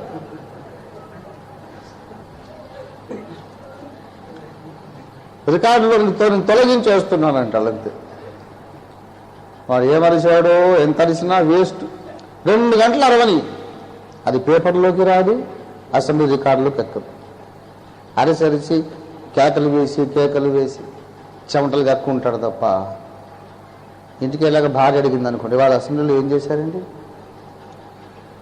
అంటే చాలా చేశాను కానీ ఏం రికార్డులోకి రాలేదువే అని చెప్పాల్సి వస్తుంది. చాలామంది సేవ కూడా అలాగే, చాలా చెమటలు కక్కుతారు కానీ అది రికార్డులోకి రాదు. పరలోకానికి వెళ్ళిన తర్వాత దేవా నా బహుమానం ఏదంటే, బహుమానం అని ఏం చేసేవని రా బహుమానం, ఓ బోల్డ్ చేశారు కదా, చేస్తే చేశావు. ఎప్పుడైతే పౌలు మాదిరి నుండి నువ్వు వేరైపోయావో అప్పుడే నీ ప్లగ్ నేను వీకేశాను. అర్థమైందా? పౌలు నుంచి మనం ప్లగ్ పీకేసుకుంటే రికార్డులోంచి మన ప్లగ్ దేవుడు పీకేస్తాడు. తర్వాత మనం ఎంత అరిసినా కేకలు వేసినా రికార్డులోకి. బర్నబా సేవ రికార్డులో లేని సేవ. ఎంత తప్పు చేశాడండి బర్నబా మనకు గొప్ప పాఠం. అతడు విశ్వాసముతోనూ దేవుని కృపతోనూ నిండిన సత్పురుషుడు. తన ఆస్తినంతయు అమ్మి దేవుని కొరకిచ్చిన త్యాగ పురుషుడు, సమర్పణ కలిగిన వాడు. అందరి చేత వెలివేయబడిన పౌలును చేరదీసినటువంటి ఆదరణ పుత్రుడు, ఎన్నో మంచి లక్షణాలు కలిగిన వాడు, ప్రవక్త అని బోధకుడని గౌరవించబడినవాడు, దేవుని చేత పిలువబడినవాడు, అభిషేకించబడినవాడు, అంత్యోకయ పెద్దల హస్త నిక్షేపణము కూడా పొందినవాడు. అయినా దేవుడు తన ప్లగ్ పీకేయాల్సి వచ్చింది. ఎందుకు? పౌలును విడిచి వేరైపోయాను. You should never leave the great apostle Paul. పౌలును విడిచి చాలా మంది సేవ చేస్తున్నారు. పౌలు బోధను విడిచి. పౌలు మనకు విగ్రహమా? కాదు. కాదు. మనకు ఆరాధ్య దైవము యేసయ్య మాత్రమే. పౌలు మనకు విగ్రహం కాదు, దేవుడు నియమించిన మాదిరి. దేవునికి స్తోత్రం కలుగునుగాక. పౌలును మనం ఆరాధించట్లేదు. పౌలుకు ప్రార్థన చేస్తామా? చెయ్యం. రోమన్ క్యాథలిక్ కూడా చేస్తారు. పౌలుకు ప్రార్థన, పేతురుకు ప్రార్థన. అసలు వాళ్ళు ఈ గోల పట్టించుకోరు. పరదేశంలో పౌలు పేతురు కూర్చొని ముచ్చట్లాడుకుంటూ ఉంటారు. వాళ్ళు వీళ్ళ గోల వినరు అసలు. యూదా భక్తుడికి ప్రార్థన, పౌలుకు ప్రార్థన. ఆ పొరపాటు మనం చెయ్యం. మనం ప్రార్థన చేసేది యేసయ్యకు ఒక్కడికి. వీళ్ళెవరు మనకు దేవుళ్ళు కాదు, కానీ దేవుడు మనకు అనుగ్రహించిన మాదిరి పురుషులు గనుక ఆ మాదిరిని విడిచి వేరై స్వతంత్రించి సేవ చేయుట మనం కూర్చున్న కొమ్మ మనం నరుక్కోవడం లాంటిదే. చెట్టెక్కాము కొమ్మలు నరికి తీసుకురావడానికి, ఇల్లు కప్పుకోవాలి, పందిరి కప్పాలి, కొమ్మలు కావాలి, చెట్టెక్కాం. మనం కూర్చున్న కొమ్మ కాక వేరే కొమ్మ నరకాలి. కానీ ఒక మూఢుడు ఉన్నట్ట, కాళిదాసు ఏం చేశాడంటే చెట్టెక్కాడు, ఏదో కొమ్మ నరకాలనుకొని తాను కూర్చున్న కొమ్మ యొక్క మొదలుని నరకడం మొదలు పెట్టాడట. అంత మూఢుడు కాళిదాసు. తర్వాత కవీశ్వరుడయ్యాడు. ఆ కథ ఇప్పుడు మనకు వద్దులేండి. అలాంటి మూర్ఖులు ఉంటారు, తాను కూర్చున్న కొమ్మను నరుక్కునే మూర్ఖులు ఉంటారు.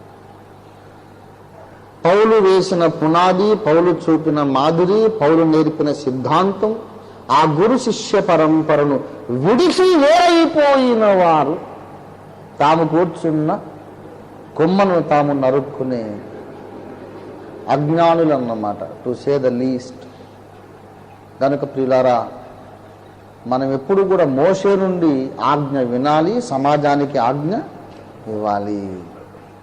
ఈ పరంపర నుండి వేరైపోతే రికార్డ్స్లో నుండి మన సేవను దేవుడు తొలగిస్తాడు. ఈ ముఖ్యమైన పాఠం మనం ఎప్పుడు మర్చిపోకుండా దైవ సేవకులమైన మనం అందరమును ప్రభు చిత్త ప్రకారమైన సేవలో కొనసాగుదాం. దేవుడు ఇలాంటి ఉన్నతమైన సేవలో మనల్ని ముందుకు నడిపించునుగాక. దేవునికి స్తోత్రం. మనమందరము ప్రార్థన చేసుకుందాం.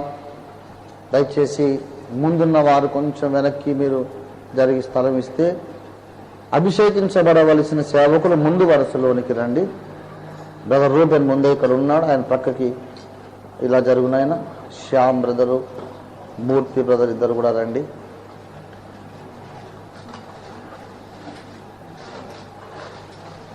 ఇద్దరు ముగ్గురు యొక్క సాక్ష్యాలు మనం విన్నాం.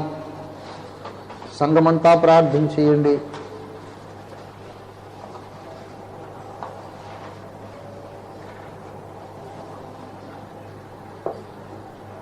ఇక్కడ ఉన్నటువంటి ముగ్గురు సహోదరులు దేవుని చేత పిలువబడి, దేవుని చేతనే బలవంత పెట్టబడి, బలవంతము చేయబడి, అయ్యో సువార్త ప్రకటించకపోతే నాకు శ్రమ, దేవుని పని నేను చేయాలి అని భారము కలిగి వారు సమర్పించుకొని ముందుకు వచ్చారు. ప్రియులారా, దేవుడు నన్ను పిలిచాడు అనే నిర్ధారణ వీరికున్నది. మనమందరం ప్రార్థన చేద్దాం. దేవాని దాసుడు హస్తముంచక ముందు వారి మీదకి నీ హస్తము రానిమ్ము దేవా. యెహోవా హస్తము బ్రదర్ మూర్తి మీదికి వచ్చినట్లు మనం ప్రార్థన చేద్దాం. యెహోవా హస్తము బ్రదర్ శ్యామ్ మీదకి వచ్చినట్లు మనం ప్రార్థన చేద్దాం. యెహోవా హస్తము బ్రదర్ రూబేన్ మీదకి వచ్చినట్లుగా మనం ప్రార్థన చేద్దాం. ఎలీషా మీదికి యెహోవా హస్తం వచ్చినట్లు, యెహెజ్కేలు మీదికి యెహోవా హస్తం వచ్చినట్లు ఈ ముగ్గురు సేవకుల మీదకి దేవుని హస్తం, యెహోవా హస్తం బలముగా దిగి రావాలి. దేవుని చేత వీరు బలముగా వాడబడాలని మనం ప్రార్థన చేద్దాం. ప్రభువా, నీవు నియమించాలి, నీవు బలపరచాలి, నీవు పంపించాలి, నీవు నడిపించాలి, నీవు పోషించాలి, నీవు వాడుకోవాలి నాయన. అయ్యా, నీది అధికారం మేము ఒప్పుకుంటున్నాం. మోషే అంటున్నాడు, యెహోవా దేవా, నాకు అధికారము లేదు, నీవు నియమించిన నాయకుడను నేను, అయినను నాకు అధికారం లేదు. నన్ను ఎలా నియమించావు అలాగే ఇంకొకరిని నియమించు, నన్ను ఎలాగ పిలిచావు అలాగే ఇంకొకరిని పిలుచుకో. దేవుని సంఘము మీద నాయకులను నియమించే హక్కు ఎవరికీ లేదు, ఏ మానవుడికి లేదు. అది దేవునికి మాత్రమే కలిగి ఉన్న అధికారం. దేవునికి మాత్రమే కలిగి ఉన్న అధికారం. ప్రభువా ప్రభువా నీవు దిగిరమ్ము నాయనా, దిగిరమ్ము నాయనా, దిగిరమ్ము నాయనా. హల్లెలూయా హల్లెలూయా హల్లెలూయా హల్లెలూయా హల్లెలూయా.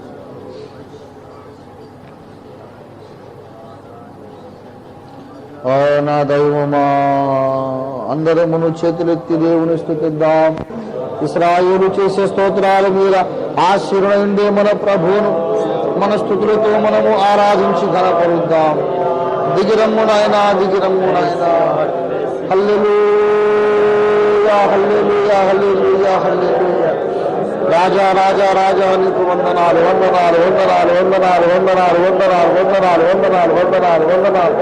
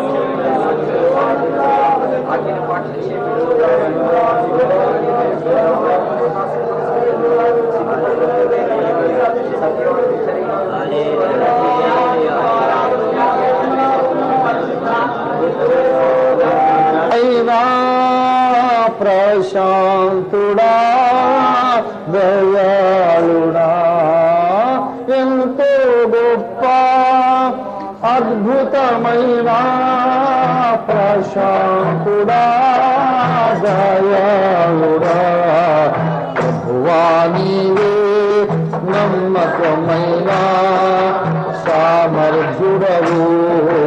ప్రభువా నీవే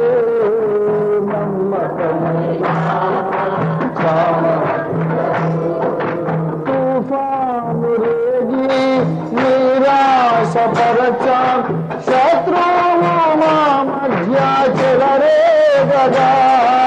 తుఫాను రేగి నిరాశపరచ శత్రువు మా మధ్య చెలరేగగా. మమ్ములను రక్షించితివి, మమ్ములను రక్షించితివి. వాగ్దానములు వేచి నీవే స్వాస్థ్యమునిచ్చితివి,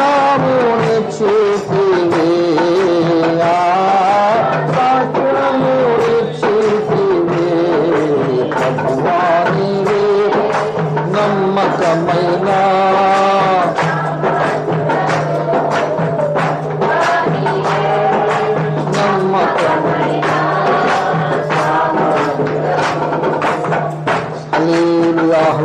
హల్లెలూయా. దయచేసి ఇదివరకే అభిషేకించబడిన సేవకులు కూడా కొంచెము లేచి నిలవబడి సాధ్యమైనంత వరకు దగ్గరికి వచ్చి ఏకీభవించాలని, చేతులు చాపాలని మనం చేస్తున్నాం.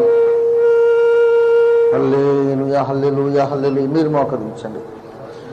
దేవానికి వందనాలు వందనాలు వందనాలు వందనాలు వందనాలు.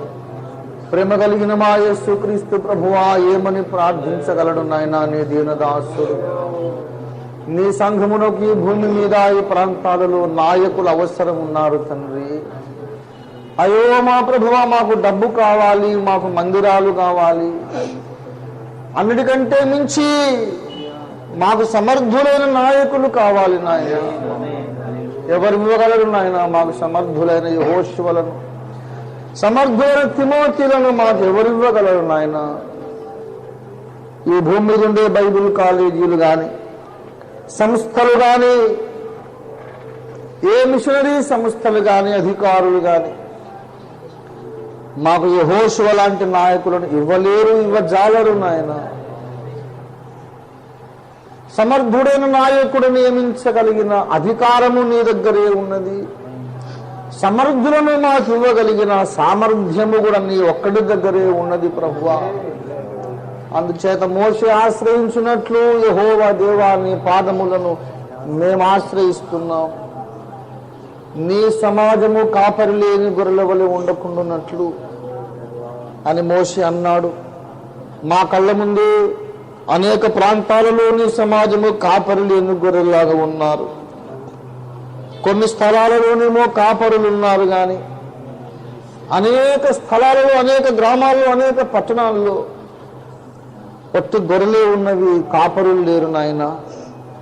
వారి ముందుగా ఎలా నడవాలో నడిచి చూపించే కాపరులు లేరు.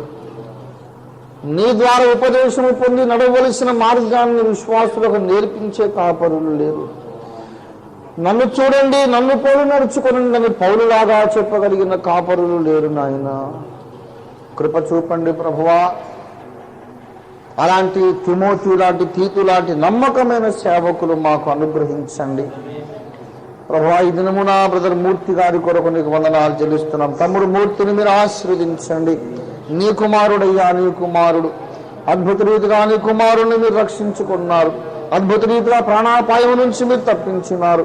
అద్భుతంగా నీ యొక్క సాక్ష్యము, నీ యొక్క వాక్యమును పంచుకోవాలనే భారం మీరు అనుగ్రహించారు ప్రభువా. నీ కుమారుడు నీ వాక్య విరుద్ధమైనటువంటి సిద్ధాంతాలలో నుండి నీ కృపచేత వెలిగించబడిన వాడే సర్వ సత్యములోనికి రావడానికి మీరు కృపనిచ్చారు. నీ కుమారుడు మనోనేతాలు వెలిగించి ఈ కడవరి కాలములో నీ ప్రణాళిక ఏమైనదో నీ కుమారుడు తెలియపరిచి తన నోట నీ మాటల నుంచి నీ వాడుకున్నందుకు నీకు వందనాలు చెల్లిస్తున్నావు అయా. నీ కుమారుణ్ణి మీరు వాడుకొని నాయన అనేక మందిని వెలిగించి ఉన్నప్పటికీ నీ వాక్యానుసారమైన క్రమం ఇంకా జరగలేదు కనుక, హస్త నిక్షేపణ జరగలేదు కనుక ప్రభువా నీ కుమారుడు పూర్తి స్థాయిలో సేవ చేయలేకుండా ఉంటున్నాడు నాయన. నీ కుమారుడు నీ వాక్య క్రమానికి లోబడిన రీతిని బట్టి నీకు వందనాలు చెల్లిస్తున్నాం గొప్ప ప్రభువా. నీ కుమారుని మీరు ఆశీర్వదించండి. అలా కుమారుడు శ్యామ్ కొరకు ప్రార్థన చేస్తున్నాం. గత కొన్ని సంవత్సరాలుగా సత్యాన్ని వెంబడిస్తూ ప్రభువా నీ కుమారుడు నీవు పంపినటువంటి దైవజనుడి ద్వారా హస్త నిక్షేపణ పొందాలని బలమైన కోరిక కలిగి ఉంటుండగా ఓ నీ కుమారుడు ప్రభువా ఈ దినాన అభిషేకం పొందడానికి మీరు తీసుకుని వచ్చినందుకే నీకు వందనాలు అయా. కుమారుడు శ్యామ్ని మీరు రక్షించుకున్న రీతిని బట్టి నీకు వందనాలు.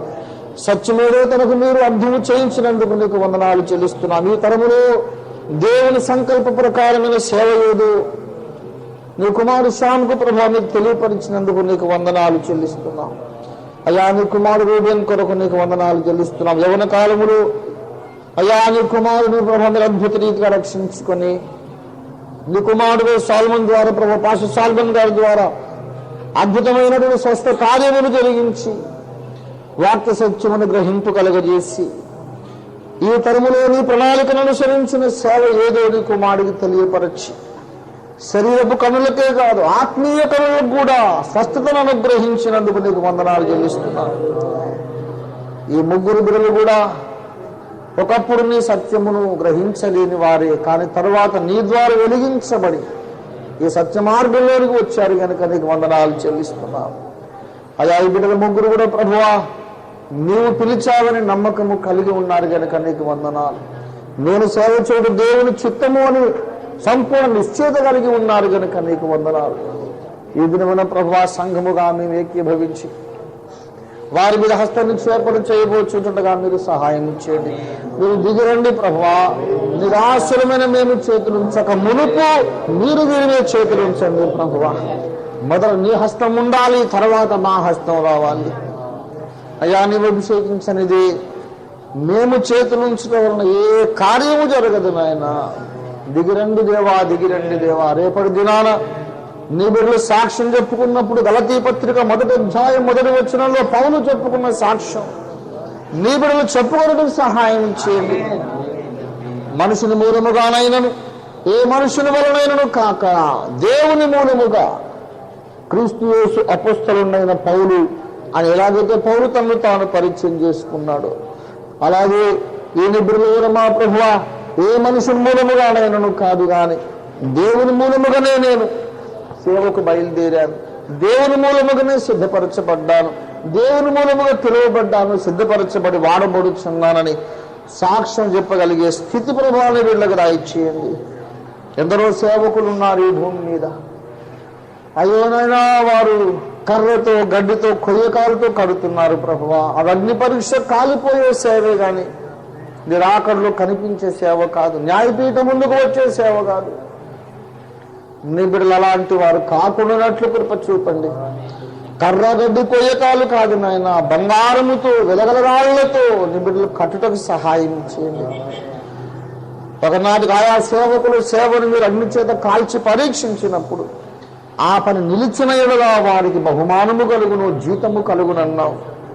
అగ్ని పరీక్షలు నిలిచే సేవ నిబిడలు చేయుటకు సహాయం చేయండి. నేర్పరి అయిన శిల్పకారుని వలె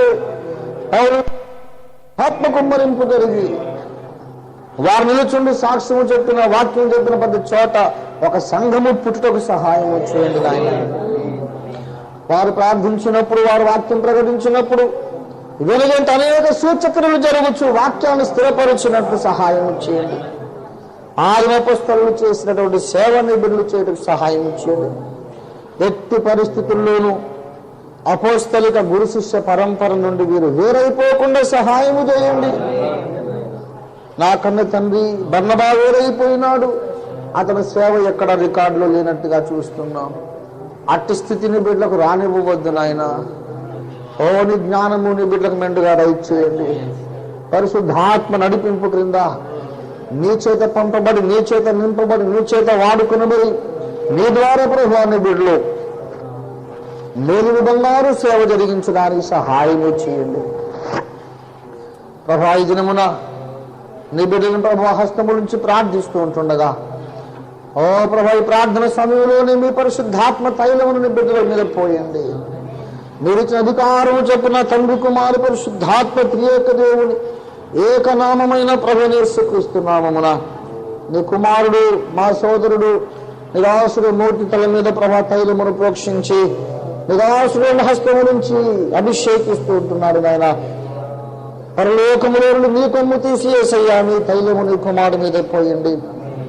ఇది మొదలుకొని జ్ఞానాత్మ పూర్ణుడిగా చేయండి. నీ ప్రతినిధిగా వచ్చుచూ తోచమునకు సమర్థుడిగా సిద్ధపరచండి.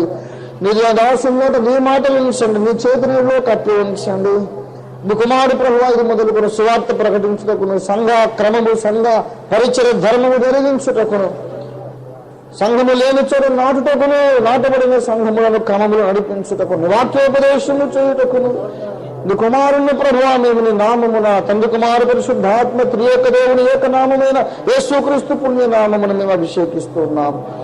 ఈ కుమారుని మీరు ఆశ్రయించి ఈ చొప్పున వాడుకోనమని ప్రార్థన చేస్తున్నాం. ఈ తరములో ఒక యెహోషువగా, ఒక తిమోతిగా నీ కుమారు పని చేయుటకు మీరు సామర్థ్యం కలిగించండి. సర్వాంగౌజం ధరింపచేయండి, విశ్వాసాన్ని బలపరచండి, ఆటంకములు తొలగించండి. నీ కుమారుడు ముందు దాటి వెళ్ళుచు మార్గము సరళము చేయండి.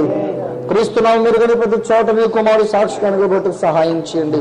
తన సతీమణి మీద దీవించి వారిద్దరూ కాదు ఒక్క మనిషి అయినట్టు భవింపజేసి అనేక గ్రామములు పట్టణములు వారి ద్వారా కదిలించమని వేడుకుంటున్నాం.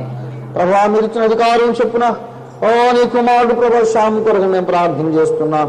తండ్రి కుమారు పరిశుద్ధాత్మ త్రియేక దేవుని ఏకనామమైన యేసుక్రీస్తు నామమున తైలం పోసి నీ కుమారుడు శ్యాము మీద ప్రభాభిషేకం చేస్తూ ఉంటున్నాం. దాసుడు కొరకు దాసులు అందరూ ఏకీభవిస్తూ ఉంటుండగా ఈ కుమారుని ఆశీర్వదించండి. ఇది మొదలుకొని ప్రభావాన్ని సంఘ పరిపాలకుడుగా, సంఘమును నడిపించువాడుగా, వాక్యముపదేశం ముందు ప్రయాసపడి బిడ్డగా, అనేక మంది లక్ష్యంలో నడిపించే బిడ్డగా నీ కుమారుని మీరు వాడుకొనమని ప్రార్థన చేస్తున్నాం. సువార్త ప్రకటించుటకును, సంఘ క్రమం నడిపించుటకును, వాక్య పరిచయం చేయుటకును నీ కుమారుని ప్రభా మీ నామమును మేము అభిషేకించి నియమిస్తున్నాం. అయితే ఈ నియామకం మాది కాదు, నీ మూలమైనదిగా మీరు రుజువుపరచమని వేడుకుంటున్నాం. నీ కుమారుడు చాలా కాలముగా సేవ చేస్తున్నప్పటికీ నీ వాక్య క్రమమునకు లోబడడానికి ఇష్టపడినాడు. విధువులైన వారికి కదా పరిశుద్ధాత్మనిస్తానన్నావు నాయన. ఆ కుమారు శ్యాముకుని పరిశుద్ధాత్మని ఇవ్వండి, పరిశుద్ధాత్మ శక్తిని ప్రోక్షించండి, నూతన వరములు ఇవ్వండి, వరములు మండించండి. ఈ కుమారుడు ఎక్కడ నిలబడిన అక్కడ ఆత్మలు రక్షించబడాలి, సంఘములు కట్టబడాలి, విశ్వాసులు సంపూర్ణులు కావాలని ప్రభువా నేను అడుగుతున్నాం. ఒక పౌలు వలె తిమోతి వలె కుమారు శ్యాముని మీరు వాడుకోనండి ప్రభువానికి వందనాలు. అలాగను మా ప్రభువా మీరు ఇచ్చిన అధికారము చొప్పున తండ్రి కుమార పరిశుద్ధాత్మ త్రియేక దేవుని ఏకనామమైన ప్రభు యేసుక్రీస్తు నామమున కుమార్ రూబేన్ తల మీద నీ తైలమును ప్రోక్షించి హస్తము నుంచి అభిషేకిస్తున్నాము తండ్రి. పరలోకము నుండి నీ తైలముడు కుమార్ రూబేన్ మీద మీరు ప్రోక్షించండి.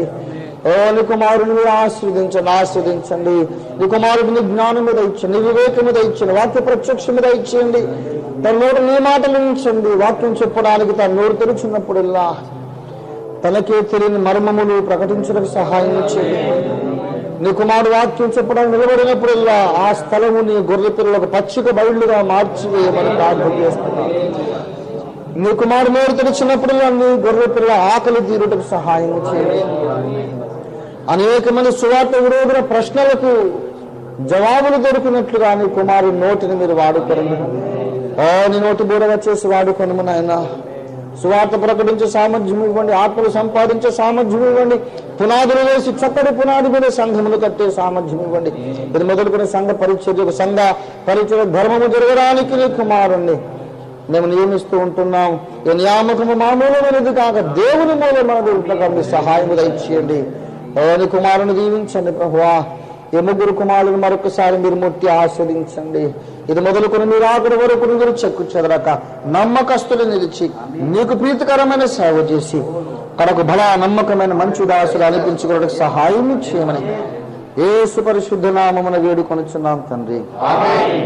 తండ్రి కుమార పరిశుద్ధాత్మ త్రియేక దేవుని ఏకనామమైన యేసుక్రీస్తు నామమున ఈ ముగ్గురు సేవకులను క్రీస్తు శరీర క్షేమాభివృద్ధి కొరకు, యేసునామ మహిమ కొరకును, దేవుని ప్రణాళిక నెరవేర్పు కొరకును సంఘ పరిచారకులుగా, సువార్త సేవకులుగా, కాపరులుగా పరిచయ ధర్మము జరిగించుటకు నియమిస్తున్నాం. సియోనులో నుండి యెహోవా ఈ ముగ్గురిని ఆశీర్వదించునుగాక. ఆమేన్ ఆమేన్. కొంచెం లేచి నిలబడండి నాయన. సహకార సూచనగా మా కుడి చేతిని ఇస్తూ ఉన్నాం. దేవుడి ముగ్గురు బిడ్డల్ని ఆశీర్వదించునుగాక. ఇక మీదట మీ కష్ట సుఖాలలో, మీ సమస్యల్లో మేము పాలివారమై ఉంటాం నాయన. ఈ కానుకలను కొరకు ప్రార్థన చేస్తాం. స్తోత్రం ప్రభువా. ఈ కానుకను అంగీకరించి ఆశీర్వదించండి అయా. నీ బిడ్డలు ఎంతో ప్రేమతో నీకు సమర్పించారు, మనిషికి కాదు దేవునికి ఇచ్చారు అయా. ఇది మొదలుకొని ఈ కానుకల యొక్క పంట ఫలము వారు చేస్తున్న సేవలో మీరు ఆఖరి వరకు సమృద్ధిగా ఆర్థిక సంపద వారికి ఇమ్మని, వారు చేయబోయే సేవకు డబ్బెన్నడూ కొడువు కాకుండా మీరు సమృద్ధిగా వారికి డబ్బునిచ్చి పోషించమని, ఆత్మీయ ధనమును కూడా, వాక్య ధనమును కూడా, జ్ఞానమును ధనమును కూడా వారికి అనుగ్రహించమని యేసు నామములో వేడుకొని ప్రార్థిస్తున్నాం తండ్రి. అయ్యా, కష్ట సుఖాల్లో మేము ఎప్పుడు మీతోనే ఉంటాం. మీరు కూడా మా పట్ల అలాగే ఉండాలని మీకు మా మనకి గాడ్ బ్లెస్. సేవకులందరూ కూడా సహకార సూచనగా చేతినివ్వండి.